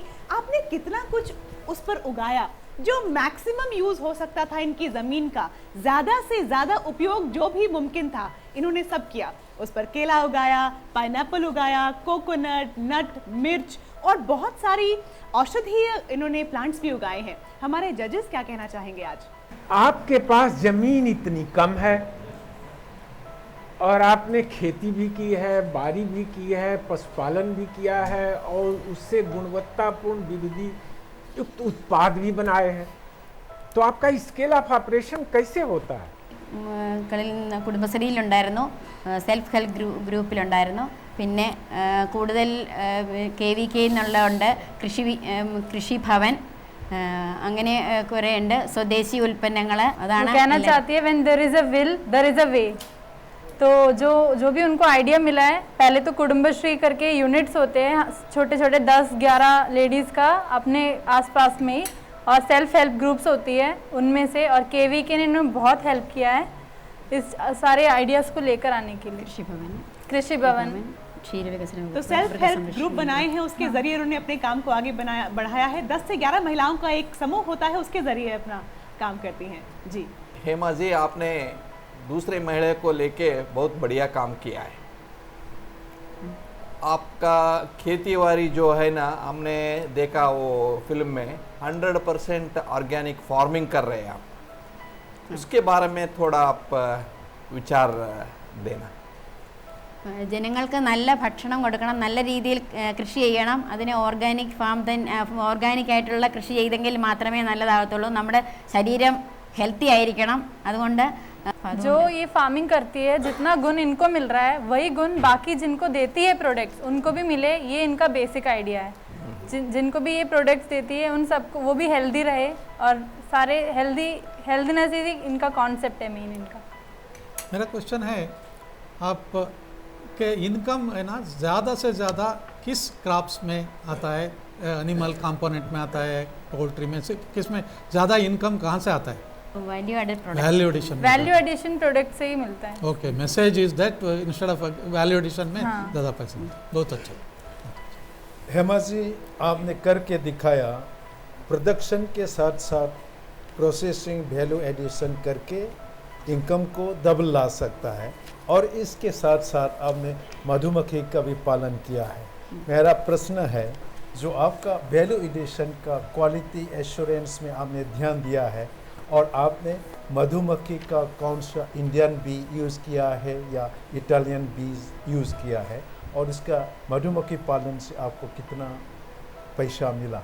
हनीबीड मधुमक्खी से वैक्स बनाते हैं और पेन ऑयल बनाते हैं, पेन बाम നമ്മൾ ചെയ്യുന്നത്। इसके साथ में आंवला हो गया और लहसुन, ये सब चीज़ हनी के साथ डिप करके वो भी as a value added product ये सेल करती है। जोरदार तालियां हिमा जी के लिए।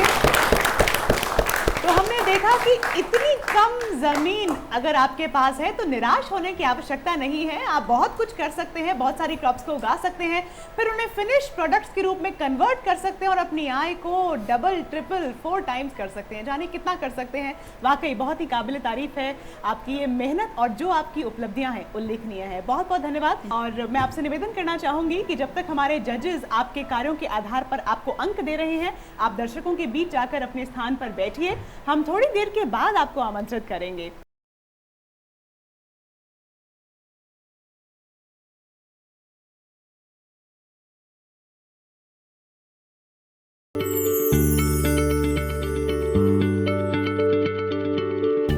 क्या आप किसी बीमारी से परेशान हैं?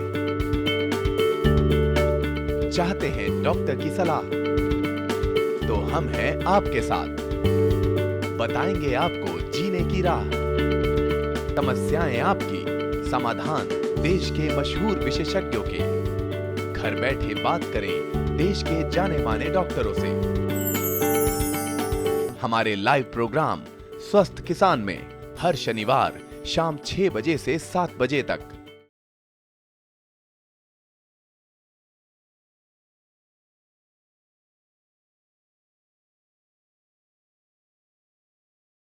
तोड़ना है हर पिंजरा, मेरी उड़ान अभी बाकी है। मंजिलें ज़मीं भर नहीं, आसमान अभी बाकी है। लहरों का थमना नहीं, समंदर की बेबसी।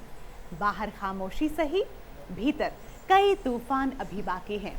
नमस्कार, मैं हूं जूही मल्होत्रा। आप सभी का डीडी किसान की इस बहुत ही सुंदर और विशेष प्रस्तुति महिला किसान अवार्ड्स के ग्रैंड फिनाले में बहुत बहुत स्वागत करती हूं। जोरदार तालियां। अब आगे बढ़ रहे हैं और इस सेलिब्रेशन के दौर को बढ़ाते हुए मैं अपनी आखिरी फाइनलिस्ट को मंच पर आमंत्रित करूं। उससे पहले महाराष्ट्र का एक बहुत ही सुंदर नृत्य जिसे लावणी कहा जाता है, उसकी एक छोटी सी प्यारी सी झलकी आप सभी को दिखाने जा रहे हैं। तो आइए सेलिब्रेशन को बढ़ाते हैं और इस मस्ती के कारवां को आगे ले जाते हुए लावणी की एक प्रस्तुति आप सभी को दिखाते हैं।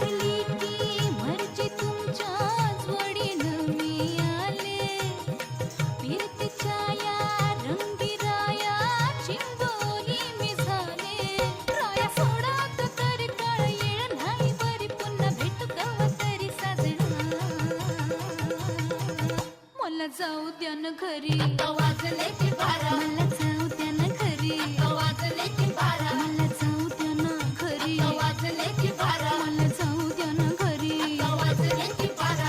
एकच पैशाचा मग पिता काय करता दाजी हिला भेटा की येत्या बाजारी.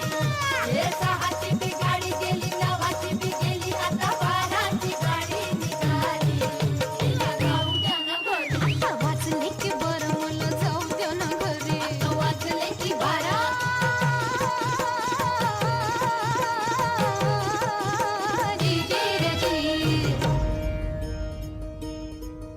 मला जाऊ द्या ना, आता वाजले की बारा, मला जाऊ द्या ना, आता वाजले की बारा, मला जाऊ द्या ना घरी, आता वाजले की बारा, अहो जाऊ द्या ना घरी. एकच पैशाचा मग पिता काय करता दाजी हिला भेटा की येत्या बाजारी. हे सहाची बी गाडी गेली, नवाची बी गेली, आता बाराची गाडी निघाली. हिला जाऊ द्या ना घरी, वाजले की बारा, मला जाऊ द्या ना घरी, आता वाजले की बारा.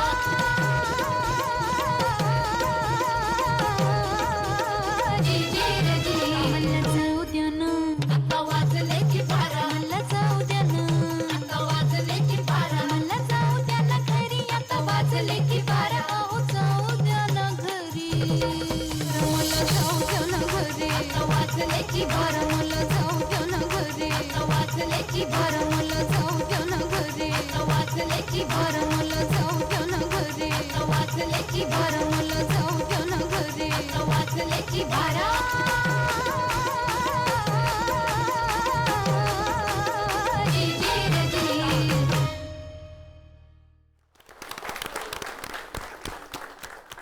कहते हैं कि संगीत के बिना कभी भी कोई प्रोग्राम, कोई उत्सव कभी संपन्न नहीं होता, और जब इतने सुंदर संगीत के साथ इतना जोशीला नृत्य भी हो तो क्या कहना। एक बार इस सुंदर नृत्य के लिए यानी कि लावणी के लिए और हमारी फाइनलिस्ट के लिए स्वाति सिंघाड़े जी के लिए जोरदार तालियां होनी चाहिए। स्वाति सिंघाड़े जी बारामती, पुणे के रहने वाली हैं।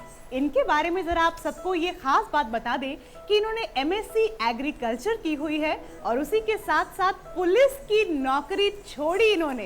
एक फिल्म है जो कि इनके कार्यों पर हमने बनाई है, तो आप सभी को पहले वो फिल्म दिखाते हैं और बाकी की बातचीत उसके बाद आगे ले जाते हैं।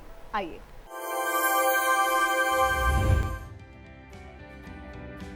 महाराष्ट्र राज्य के पुणे शहर से लगभग 125 किलोमीटर की दूरी पर स्थित है बारामती।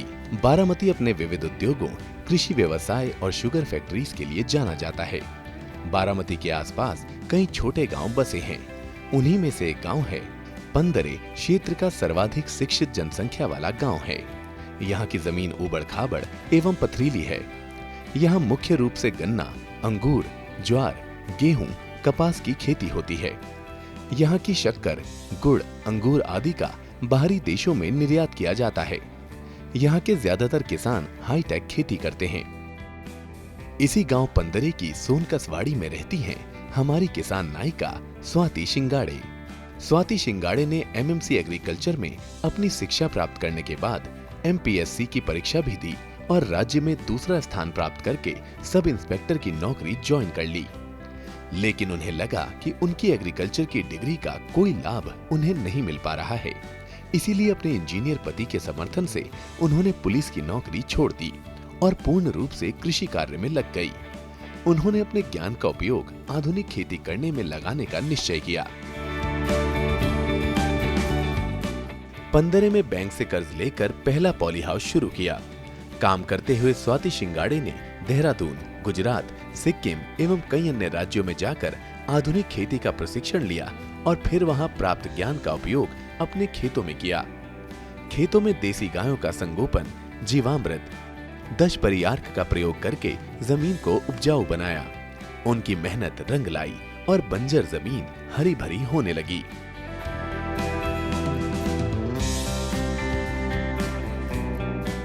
स्वाति जी ने अपने खेतों में ऑटोमाइजेशन का उपयोग किया है। वो अपने 40 एकड़ खेतों की सिंचाई के लिए ड्रिप इरिगेशन तकनीक का इस्तेमाल करती हैं, जिससे उनकी फसल को आवश्यकता अनुसार पानी मिले।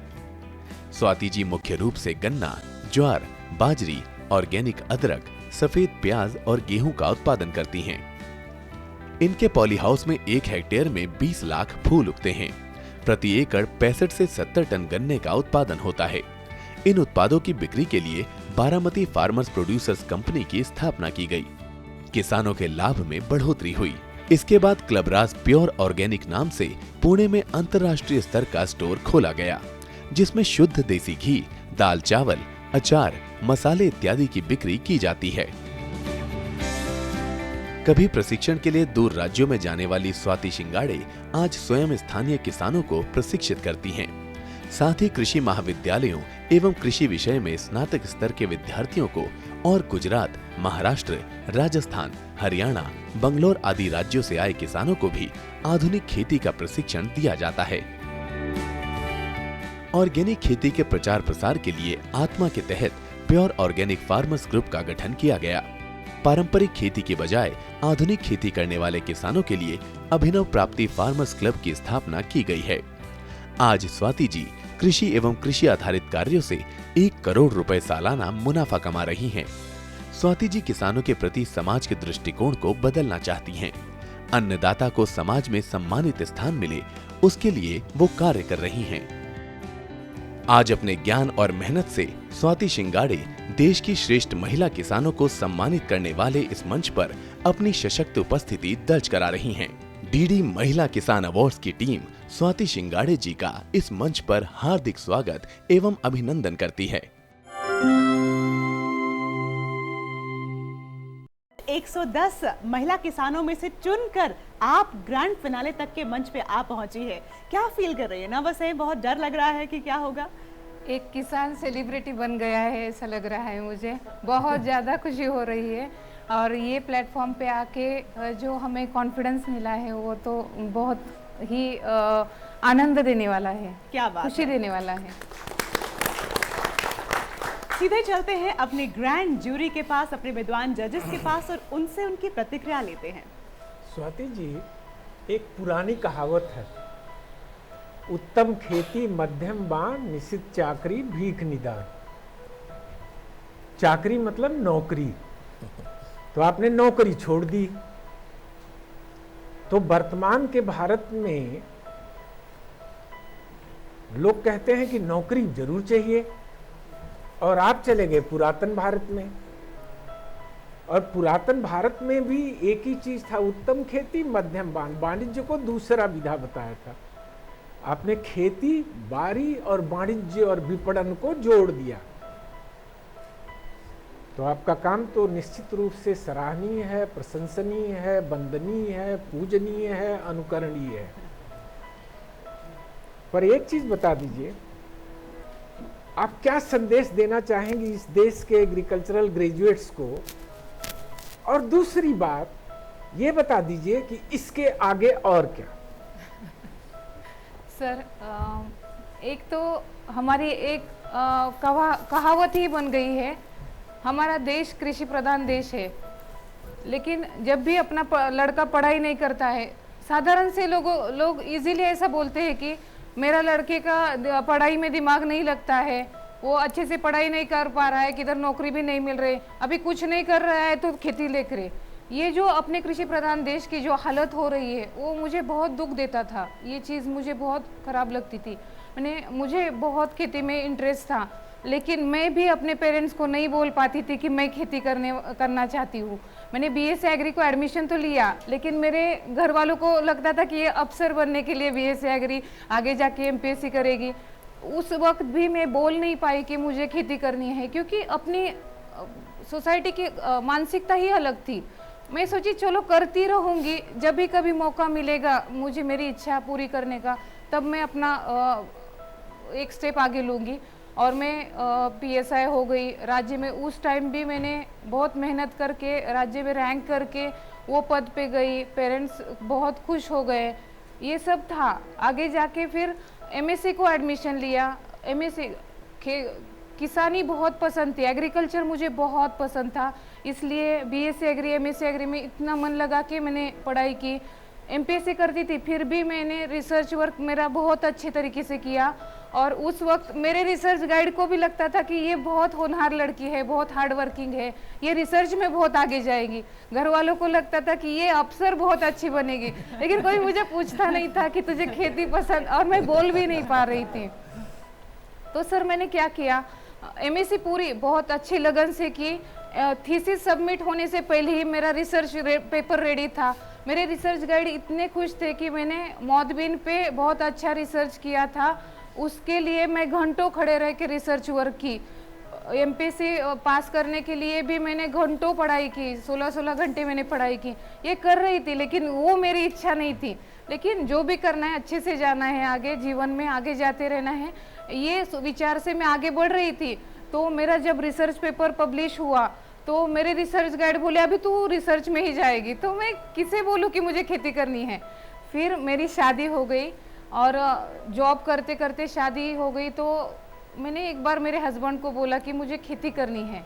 तो उनके उधर से मेरे हस्बैंड के जो रिस्पॉन्स आया वो मेरे लिए भगवान ने एक दूध भेजा था कि तुझे जो करना है वो कर, मैं तुझे सपोर्ट करूंगा, लेकिन तू बोलेंगी कि खेती का कुछ बताओ तो मुझे कुछ आता नहीं है। तुझे करना है, तू बहुत बड़ा स्टेप ले रही है जीवन में, कर ले तू। और पहले तो फिर मैंने वो डिसीजन, एक सपोर्टिव हैंड तो आ गया मेरे पीछे कि चलो अभी हस्बैंड तो बोले है करो खेती। फिर मैं खेती में आई और फिर मैंने सोचा कि मेरे पिताजी भी फार्मर हैं, लेकिन वो ट्रेडिशनल फार्मिंग करते थे, तो लॉसेस वगैरह देखे थे, खेती में कुछ परवड़ता नहीं है, वो सब चल रहा था। तो मैंने सोचा कि ऐसा कुछ करूँगी कि हाईटेक फार्मिंग से चालू करूँगी, पढ़ी लिखी हूँ, और जो टेक्निकल नॉलेज मैंने 6 सालों में एग्रीकल्चर यूनिवर्सिटी से लिया है वो मैं इम्प्लीमेंट करूँगी। इस सोच से सर मैं आगे आई और किसानी चालू की। तो बहुत ही हार्ड था मेरा सब जीवन, क्योंकि सबको सुनना था कि ये पागलपन का डिसीजन था कि मैं किसानी में आई हूँ, लेकिन वो प्रूव करने के लिए मुझे आज 12 साल लगे सर। आज मैं इतनी सक्सेसफुल किसान हूँ कि मैं खुद के साथ हज़ारों किसानों को तैयार कर रही हूँ, हज़ारों स्टूडेंट को तैयार कर रही हूँ, लाखों में कमा रही हूँ और अच्छे तरीके से खेती टेक्निकली मैं लोगों को भी सिखा रही हूँ। ये जो सेटिस्फैक्शन है, मुझे कोई जॉब, कोई रिसर्च नहीं दे पाता था। जो मैंने सीखा, जो एग्रीकल्चर यूनिवर्सिटी में जो नॉलेज लिया, वो मैंने प्रैक्टिकली किया। इस चीज़ का मुझे बहुत ही आनंद मिलता है और इसी तरीके से मेरा जीवन प्रवास चल रहा है। लेकिन 12 साल लगे सर मुझे खुद को प्रूव करने के लिए कि किसानी भी बेस्ट है। करोड़ों रुपए, एक करेक्शन करना चाहूँगी यहाँ पे, वीडियो में थोड़ा ये था कि 1 करोड़ का मुनाफा कमाती हूँ। एक्चुअली मेरा 1 करोड़ का टर्न हो रहा है और एक दिन मैं 1 करोड़ का मुनाफा भी कमाऊंगी, क्योंकि मैं उसके बहुत नज़दीक पहुँच चुकी हूँ सर।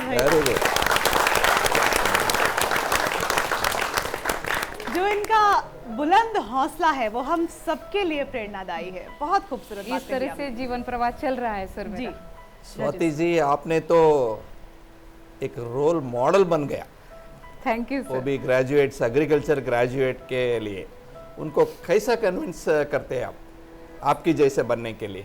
सर एक तो ग्रेजुएट, एग्रीकल्चर ग्रेजुएट और पढ़े लिखे स्टूडेंट खेती में नहीं आना चाहते। मैंने खुद ने हाईटेक फार्म चालू किया और वहाँ मुझे घास निकालना नहीं था, वहाँ मुझे गोबर निकालना नहीं था, मुझे वो टेक्निकली करवा के लेना था और उसमें बहुत सारा रोजगार तैयार करना था। उसमें मुझे प्रोडक्टिविटी बढ़ानी थी, वैल्यू एडिशन करके उसमें पैसे कैसे कमाने हैं, ये मेरी टेक्नोलॉजी मुझे उसमें डालनी थी। अभी जो लास्ट ईयर के बीएससी एग्री के स्टूडेंट हैं वो वहाँ पे आते हैं। हैदराबाद एमबीए कॉलेज के स्टूडेंट मेरे यहाँ पे ट्रेनिंग 1-1 महीना रेसिडेंशियल रहते हैं, तो उनको अच्छा लगता है कि एक अफसर थी, एजुकेटेड है, लेकिन वो खेती कर रही है और अच्छे से कर रही है, तो ये ऑनर लगता है उनको कि हाँ पढ़े लिखे भी लोग खेती करते हैं। तो बहुत सारे लोग सर इसमें अभी आ रहे हैं। आपका काम सभी कृषि विद्यार्थियों को और कृषि पदवीधरों को प्रेरणादायक है, लेकिन महाराष्ट्र में ऐसा है, कुछ भाग में विदर्भा, मराठवाड़ा में थोड़ा फार्मर्स डिस्ट्रेस बहुत है, लेकिन उन फार्मर्स को आप जैसा ये बहुत इंस्पिरेशन मिलता है, लेकिन वो भाग में फार्मर्स को आपका संदेश क्या है? सर मैं यही कहना चाहूँगी कि कुछ जगह पे पानी कम है, कुछ जगह पे पानी ज़्यादा है फार्मिंग में, और अभी तो क्लाइमेटिकल इतनी चेंजेस हो रही है कि बहुत किसानी करने में प्रॉब्लम है। लेकिन फिर भी भारत ही ऐसा देश है कि यहाँ बहुत अच्छा क्लाइमेट है कि बहुत अच्छा हम एग्रीकल्चर में प्रोड्यूस ला सकते हैं। लेकिन आज इतने बड़े प्लेटफॉर्म पे मैं एक संदेश देना चाहूँगी कि कोई भी चीज़ आसान नहीं होती है। तुम कौन से भी सेक्टर में जाओ, वहाँ तेज़ी मंदी तो रहती है, किसानों को ज़्यादा तकलीफ़ें हो रही है, लेकिन ग्रुप फार्मिंग और उसमें अच्छी अच्छी योजनाएं लेके आप वैल्यू एडिशन में जाएंगे और मार्केट स्टडी करना सीखेंगे तो जरूर सक्सेसफुल हो सकते हैं। वाह, बहुत अच्छी बात है। आजकल ट्रेडिशनल एग्रीकल्चर में तो ज़्यादा हम मोटिवेट करके अट्रैक्ट नहीं कर पा रहा है, तो आपने करके दिखाया हाईटेक एग्रीकल्चर, हाईटेक फ्लोरिकल्चर में। फिर और आगे जाने के लिए और ज़्यादा इनकम लाने के लिए हाईटेक फ्लोरिकल्चर के साथ साथ टूरिज्म जोड़ने से आपको ज़्यादा पैसा आ सकता है। इसका क्या राय है आपके? सर अच्छा सवाल पूछा आपने। मैं एक एग्जांपल देना चाहूँगी। हमने ऑर्गेनिक फार्मिंग के ग्रुप बनाए हुए हैं, तो हमारा जो तहसील है वहाँ पे 50-50 लोग जो कृषि विभाग का आत्मा अंतर्गत किए हुए हैं, वो ग्रुप से हमने ऑर्गेनिक फार्मिंग स्टार्ट किया। ऑर्गेनिक फार्मिंग के प्रोड्यूस तो तैयार हो गए, लेकिन उसको बेचना कहाँ है। फिर मैं और कुछ पढ़े लिखे फार्मर मैंने साथ में लिए और हमने अच्छे सोसाइटीज़, मतलब अच्छे पुणे के एरियाज़ में हमने शॉप चालू किए हैं। तो वो शॉप्स में हम वैल्यू एडिशन करके, ब्रांडिंग करके वहाँ अपना प्रोड्यूस बेच रहे हैं। फिर हमने उसमें और एक दिमाग लगाया कि शॉप में आते हैं तो लोग पूछते हैं कि ऑर्गेनिक है, महंगा क्यों है, तो लोगों को पता नहीं है कि उसमें थोड़ी दिक्कतें हैं, ग्रोइंग में थोड़ी प्रॉब्लम्स है, क्योंकि उसको क्लाइमेट को कंट्रोल करके आपको पॉइजन फ्री विष मुक्त अन्न देना है, विष मुक्त खाने की चीज़ें देनी है, तो उसमें क्या तकलीफें आती है वो तो हम कस्टमर को नहीं बोल सकते। फिर हमने उसमें एक दिमाग लगाया कि जो हमारे रेगुलर कस्टमर हैं वो हमारे फार्म पे आ सकते हैं। हमने एक एग्रो टूरिज्म चालू किया, वहाँ रेसिडेंशियल 50 लोगों के रहने का इंतज़ाम किया है। जो हमारे ग्रुप के फार्मर है वहाँ विजिट करवा के वहाँ भी प्रोड्यूस खरीद के लोग लेके जाते हो। तो एक एग्रो टूरिज्म एक इतना बेस्ट सोल्यूशन हुआ कि ट्रस्ट तैयार हो गया कि जो चीज़ हम खाते हैं, जो लेते हैं, वो 100% ऑर्गेनिक बनी है और वो कैसे बनती है, कितनी मुश्किलें आती है, तो लोगों को पे करने, आनंद से पे करके हमें वो चीज़ें बेच पा रहे हैं। तो agro tourism is the best solution sir, कि जो फार्मर्स अपने खेत में हरियाली है, अच्छा है, तो सिटी के लोगों को वहाँ तक ला सकते हैं, उनके लिए चेंज होता है, लेकिन हमारे लिए वो अर्निंग का सोर्स भी हो सकता है। थैंक यू, धन्यवाद। Wonderful, thank you. तो यानी कि जो सवाल आपने पूछा डॉक्टर साहब, एग्रो टूरिज्म की शुरुआत कहीं ना कहीं ऑलरेडी कर चुकी है। वाह भाई, वंडरफुल। स्वाति जी, आपने करके दिखाया कि नामुमकिन भी मुमकिन है, और मैं तो कहना चाहूँगा स्वाति है तो मुमकिन है। क्या बात है, thank you so much sir. बहुत बहुत धन्यवाद स्वाति शिंगाड़ी जी कि आपका ग्रैंड फिनाले में इस मंच पे आई हमारे साथ। जब तक हमारे जजेस आपके कार्यों के आधार पर आपको अंक दे रहे हैं, मैं आपसे निवेदन करूंगी कि आप सामने दर्शकों में जाकर अपने स्थान पर बैठे। हमारी वो जूरी भी हमारे ऑडियंस मेंबर्स में मौजूद है जिन्होंने हमारे पिछले एपिसोड्स को जज किया है। सबसे पहले मैं बात करना चाहूँगी माननीय अवस्थी जी से कि मैम, आप बहुत सारे एपिसोड्स में बतौर जज रही हैं, आपका सफ़र कैसा रहा? आप क्या महसूस करती हैं, क्या संदेश देना चाहती हैं इन सभी को? शुक्रिया जूही, सबसे पहले तो बहुत बहुत बधाई और शुभकामनाएं देना चाहती हूँ पाँचों को। और मुझे लगता है कि ये एक बहुत सुखद पुनरावृत्ति है मेरे लिए दोबारा से सबको देखना। और आज बैठे हुए मैं मालविका जी से यही कह रही थी कि वास्तव में निस्संदेह उस समय भी, और ये मेरा सौभाग्य कि पाँचों के एपिसोड में मैं थी जब इनका जजमेंट हुआ है, तो उस समय भी लग रहा था कि वाकई इन्होंने जिस तरह का काम किया है, और आज दोबारा देख करके कहने के लिए नहीं, वास्तव में पाँचों ही विनर्स हैं। वास्तव में स्त्री सशक्तिकरण कहीं है तो वो इस कार्यक्रम ने प्रूव किया कि क्या होता है। मेरा सौभाग्य है, मैंने बहुत मंच किए, बहुत कार्यक्रम किए, लेकिन ये जो अनुभव है मेरे लिए जूही, ये बहुत बहुत आत्मसंतोषजनक है। ये मेरे लिए जीवन का, मैंने बहुत सीखा। बहुत बहुत बधाई और शुक्रिया, बहुत बहुत आभार डीडी किसान।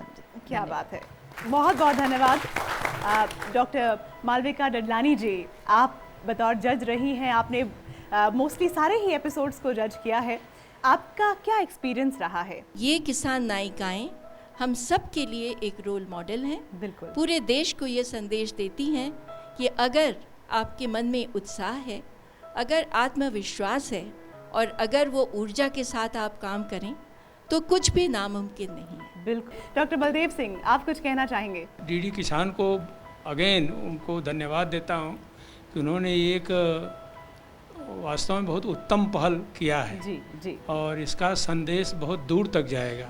डॉक्टर रश्मि सिंह हमारे साथ हैं। डॉक्टर रश्मि, आपके क्या विचार हैं? बहुत अभिनंदन डीडी किसान की इस टीम का, जिन्होंने इस कार्यक्रम की ऐसी परिकल्पना की और इसको इतने सुचारू रूप से, सुगम तरीके से इसको पेश किया।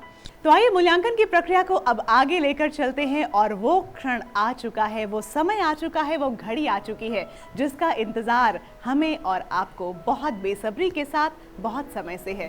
तो अपने जजेस से हम निवेदन करेंगे कि अब जो रिजल्ट पेपर्स हैं वो हमारे हाथों में थमा दिए जाए, ताकि हम बता सकें कि आखिरकार श्रेष्ठ में से सर्वश्रेष्ठ महिला किसान का खिताब किसने आज जीता है।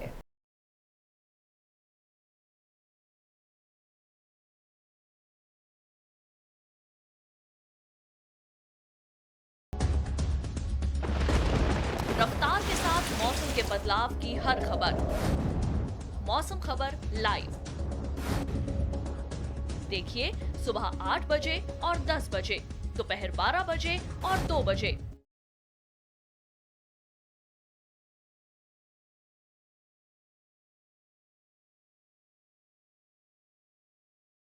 मैं निवेदन करना चाहूंगी डीडी किसान के additional director general Shri Alok Agarwal जी से और डीजी दूरदर्शन मैडम सुप्रिया साहू जी से कि आप कृपया मंच पर आ जाएं, ताकि हम शुरुआत कर सकें इस प्रक्रिया के साथ।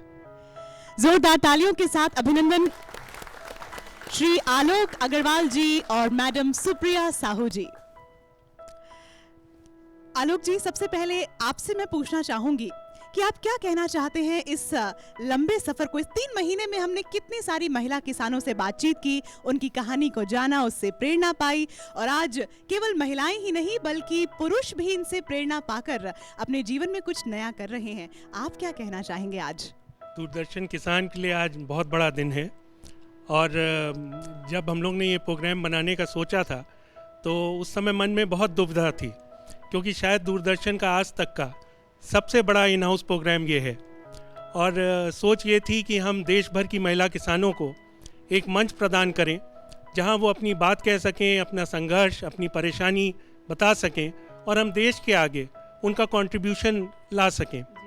सोच ये ज़रूर थी, लेकिन जब उनकी कहानियां हम लोग के सामने आईं और जब हम लोग ने उनकी बातें सुनी, तो मुझे लगता है कि हम ये मंच अपने लिए बना रहे थे ताकि हम जान सकें कि उन्होंने क्या क्या किया और हम लोग सीख सकें। और उन सभी महिलाओं को जो 110 यहाँ आई और जो पूरे भारतवर्ष में संघर्ष कर रही हैं, हम लोग सब नतमस्तक हैं उनके आगे। अपने विचार आज हमारे साथ साझा करने के लिए बहुत बहुत धन्यवाद आलोक जी। सुप्रिया जी, मैं आपसे अब पूछना चाहूंगी कि ये तो बहुत सुंदर शुरुआत रही, लेकिन आगे अब क्या? कोई विचार है जो आज आप बांटना चाहेंगी? आज इस प्रोग्राम में आकर के ऐसा लगता है कि एक बहुत बड़ा जो सपना था कि हम एक कुछ ऐसा करें दूरदर्शन में जिससे कि हम एक नया प्लेटफॉर्म दे पाएँ, वो सपना मुझे लगता है कि आज हमारा पूरा हुआ। और जब हमारी किसान नायिकाओं ने, महिलाओं ने यहाँ पर आना शुरू किया, हमारे मंच को सम्मान दिया, और कई लोगों ने ये कहा कि ये जो उन्होंने यात्रा की अपने अपने गाँव से, हमारे यहाँ पहली बार हवाई जहाज़ में बैठे, और कई लोग पहली बार दिल्ली आए और यहाँ पे कुतुब मीनार या लाल किले की सैर की, और लगा कि राजधानी दिल्ली में पहली बार आए। तो जब उनका सर गर्व से ऊंचा हुआ तो हमारा सर उससे भी ज़्यादा ऊंचा हुआ। और आगे के लिए अब हम उन्हें रास्ता नहीं दिखाएंगे, अब वो हमें रास्ता दिखाएंगी। बस इतना ही कहना चाहते हैं। बहुत सुंदर बात आपने कही है कि आगे अब वो हमें रास्ता दिखाएंगे। मैम, मैं आपसे निवेदन करना चाहूँगी कि किसान अचीवमेंट अवार्ड का अब जो हम नाम यहाँ पर प्रेजेंट करने वाले हैं, उसे कृपया आप प्रदान करने की कृपा करें। तो आइए सबसे पहले हम शुरुआत करते हैं किसान अचीवमेंट अवार्ड के साथ। दोस्तों, जिस पल का हमें इंतजार था वो आ चुका है। दिलों की धड़कनों को थाम लीजिए, क्योंकि अब मैं आपके सामने वो नाम बताने जा रही हूँ। तो सबसे पहले हम शुरुआत करते हैं किसान अचीवमेंट अवार्ड के साथ, जिसे जीता है हेमा नायर जी ने। जोरदार तालियां हो जाएं हेमा जी के लिए। हेमा जी, कृपया आप मंच पे आएं। हम बहुत बहुत स्वागत करते हैं आपका। और ये खूबसूरत सी ट्रॉफी और 1 लाख रुपए का चेक आपको यहाँ पर हम प्रेजेंट कर रहे हैं। किसान अचीवमेंट अवार्ड से आपको नवाजा जा रहा है। ये रही आपकी खूबसूरत ट्रॉफी। जोरदार तालियां। और एक चेक 1 लाख रुपए का, ये चेक भी आपको डीडी महिला किसान अवार्ड्स की ओर से। Thank you ma'am, thank you Alok ji, बहुत बहुत धन्यवाद। अगले किसान अचीवमेंट अवार्ड को प्रदान करने के लिए, इसे प्रेजेंट करने के लिए मैं निवेदन करना चाहूंगी DG All India Radio Fayaz Shahryar साहब से कि आप कृपया मंच पर आएं और इसे प्रेजेंट करने की कृपा करें। दोस्तों, एक बार जोरदार तालियों के साथ अभिनंदन DG All India radio. Sir, किसान अचीवमेंट अवार्ड में जो अगला नाम हमारे पास है वो है इरव्वा मठपति का। जोरदार तालियां इरव्वा जी के लिए। और तालियां बजती रहनी चाहिए, तालियों में कोई कमी नहीं। आज ये हमारे देश की श्रेष्ठ महिला किसान हैं सभी, और जैसा कि हम हमेशा कहते आए हैं कि ये सभी विजेता हैं। एक खूबसूरत सी ट्रॉफी आज आपके नाम और 1 लाख रुपए का चेक इरव्वा मठपति के नाम। रवा जी, मैं यही कहना चाहूंगी कि ये तो सिर्फ शुरुआत है। आप इस सफर को और आगे लेकर जाइएगा और बुलंदियों को आपने छूना है, ऐसी प्रार्थनाएं आज हम सब की आपके साथ हैं। बहुत बहुत धन्यवाद। सर, मैं आपसे निवेदन करना चाहूंगी कि आज इस मुबारक मौके पर आप कुछ कहना चाहें। ये एक ऐतिहासिक दिन है जिस दिन दूरदर्शन ने अपने सबसे बड़े प्रोग्राम सीरीज़ का समापन किया। और सबसे बड़ी बात यह है कि हिंदुस्तान की 77% पॉपुलेशन को एक ट्रिब्यूट दे रहा है दूरदर्शन, यानी कृषि से वाबस्ता जितने भी लोग हैं हमारे देश में, उनको रिकग्नाइज़ कर रहे हैं उनके अच्छे काम के लिए। और यही नहीं, एक ट्रैक्टर एक महिला जीत रही है, इससे हमारा कद बुलंद हो गया। मैं दूरदर्शन और आकाशवाणी के साथ पला बढ़ा हूँ। मैंने इस तरह का पुरस्कार और इस तरीके से दिया जाने वाला पुरस्कार आज तक नहीं देखा है। सुप्रिया जी को मुबारकबाद, आलोक अग्रवाल जी को बहुत बहुत बधाई और पूरे प्रसार भारती परिवार को मेरी तरफ से बहुत बहुत सलाम। अब बारी आती है सेकंड रनर अप के साथ। शुरुआत करते हैं। सेकंड रनर अप का नाम मैं अनाउंस करूं उससे पहले मैं निवेदन करना चाहूंगी, Shri Trilochan Mohapatra ji, secretary DARE and DG ICAR। Sir, आपसे निवेदन है, आप कृपया मंच पर आएं। दोस्तों, सेकंड रनर अप का खिताब जाता है श्रीमती बिमोला देवी को। जोरदार तालियां। बहुत बहुत बधाई, बहुत बहुत शुभकामनाएं, कांग्रेचुलेशंस। और ये है आपकी ट्रॉफी और 2 लाख रुपए का चेक बिमोला देवी के नाम। मैं निवेदन करना चाहूंगी सर आपसे कि आप इस खूबसूरत मौके पर जो भी हमसे शेयर करना चाहें, आज हम जरूर सुनना चाहेंगे। सर्वप्रथम मैं बधाई देना चाहूँगा DD किसान को कि इस तरह से महिला किसानों को सम्मानित जो किया है। महिला किसानों के साथ भारतीय कृषि अनुसंधान परिषद और इसका जो कृषि विज्ञान केंद्र और इसका जो संस्थानें हैं, ये कई दशकों से जुड़े हैं। और बड़ी बात ये है कि महिला किसान जिस तरीके से आगे आ रहे हैं, ये मिसाल है। और ये जो 5 महिला किसान आज सम्मानित हो रहे हैं और जो नहीं आ पाए इस स्तर पर, ये इनमें ज़्यादा फर्क नहीं होगा। और इस तरह के कई महिला किसान 100 संख्या में पूरे देश में हैं। और मैं समझता हूँ इस कार्यक्रम के तहत इनको सम्मानित करते हुए हम पूरे देश में ये जो मैसेज पहुँचा रहे हैं कि आगे इनको ले जाने का, मेरे ख्याल में ये हम और मिलकर काम करेंगे और बढ़िया से काम करेंगे। और विशेष रूप में हमारे जो जजेस हैं और जो इनको इसको चुन के लाए हैं, उनको भी धन्यवाद देना चाहूँगा, कितने बढ़िया से इतना समय देकर ये किए हैं। और विशेष रूप में DD किसान बहुत बहुत धन्यवाद और अभिनंदन। बाकी सब महिला किसान जो आज सम्मानित हो रहे हैं, नमस्कार और शुभेच्छा। थैंक यू सर, बहुत बहुत धन्यवाद। तो आइए दोस्तों, अब ज़्यादा देर तक इस सरप्राइज को सरप्राइज नहीं रहने देते, इसे बता देते हैं आपको। लेकिन नाम बताने से पहले मैं निवेदन करना चाहूंगी secretary ministry of information and broadcasting Shri Amit Khare साहब से कि सर प्लीज आप कृपया मंच पे आ जाएं और इस पुरस्कार को प्रदान करने की कृपा करें। सर, बहुत बहुत स्वागत है। और अब बारी है कि हम फर्स्ट रनर अप का नाम अपने दर्शकों को बताएं। तो दोस्तों, जिन्होंने खिताब जीता है उनका नाम है पद्मावती। बोलो जोरदार तालियां पद्मावती जी के लिए। और एक बहुत ही खूबसूरत सी ट्रॉफी और 3 लाख रुपए का चेक आज हम इन्हें प्रेजेंट करने वाले हैं। कितने प्रेम से ट्रॉफी पकड़ी है इन्होंने और चेहरे पर बहुत सिंपल भाव है, सहज भाव है। सर, मैं आपसे निवेदन करूंगी कि इस सुंदर अवसर पर जरूर कुछ कहें प्लीज। सबसे पहले तो मैं सभी महिला किसानों को बधाई देना चाहूँगा।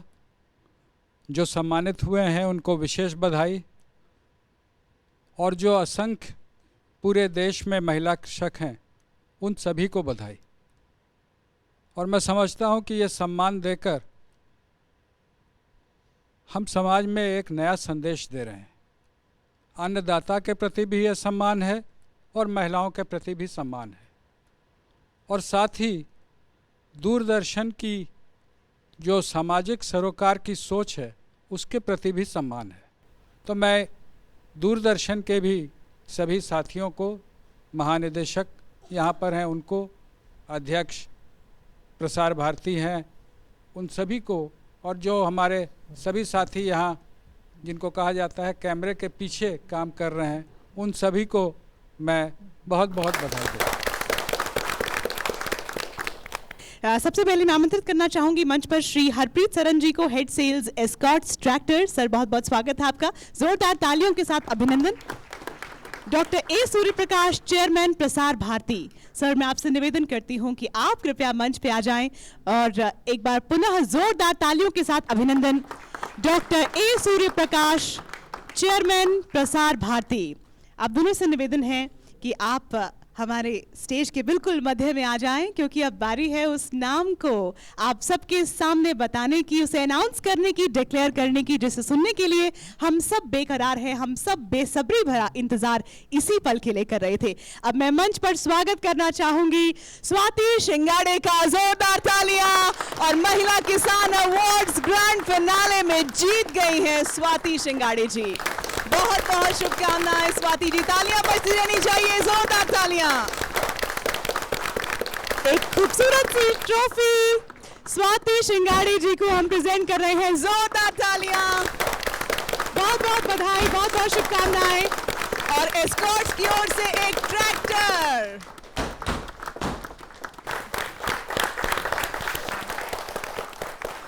और मैं निवेदन करना चाहूंगी chairman Prasar Bharati doctor A Surya Prakash ji से कि सर आप इस बहुत सुंदर, इस मुबारक मौके पर जरूर अपनी वेल विशेस हमें जरूर दें।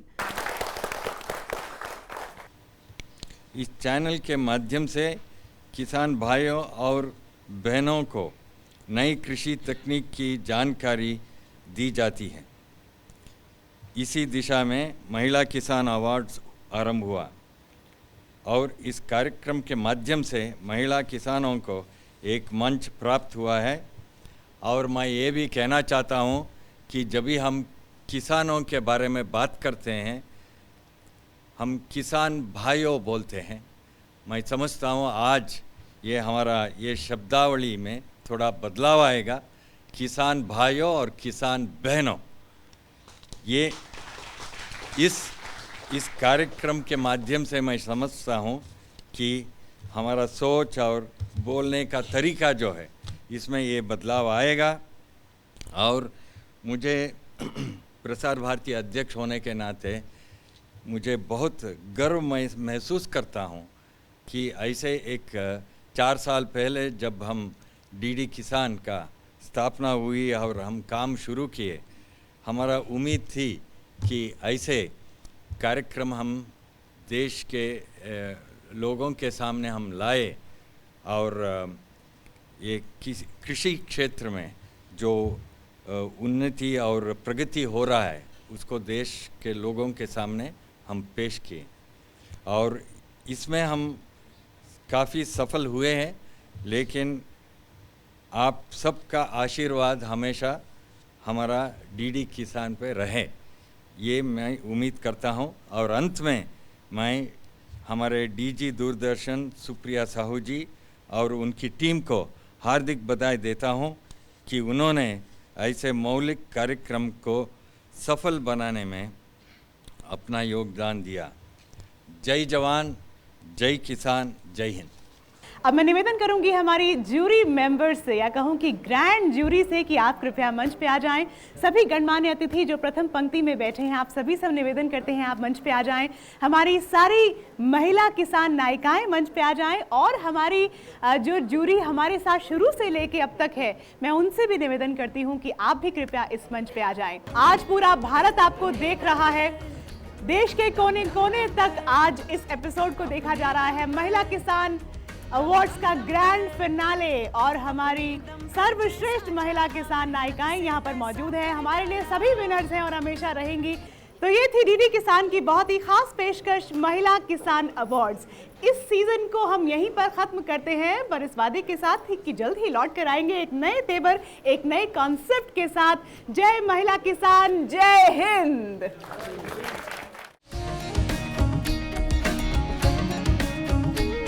अपने दम पर जैसा चाहा मेहनत से वैसा कर डाला,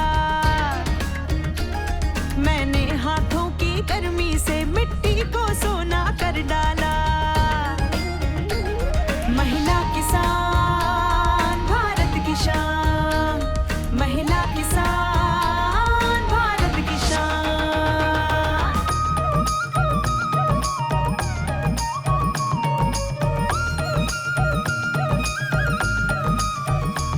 मैं भाग्य रचूंगी खेतों का, बदलूंगी कल खलिहानों का, मस्तक ऊंचा मैं कर दूंगी भारत के सभी किसानों का। मैं भी विकास का हिस्सा हूँ, ऐलान ये अपना कर डाला। मैंने हाथों की गर्मी से मिट्टी को सोना कर डाला। अपने दम पर, दम दम दम पर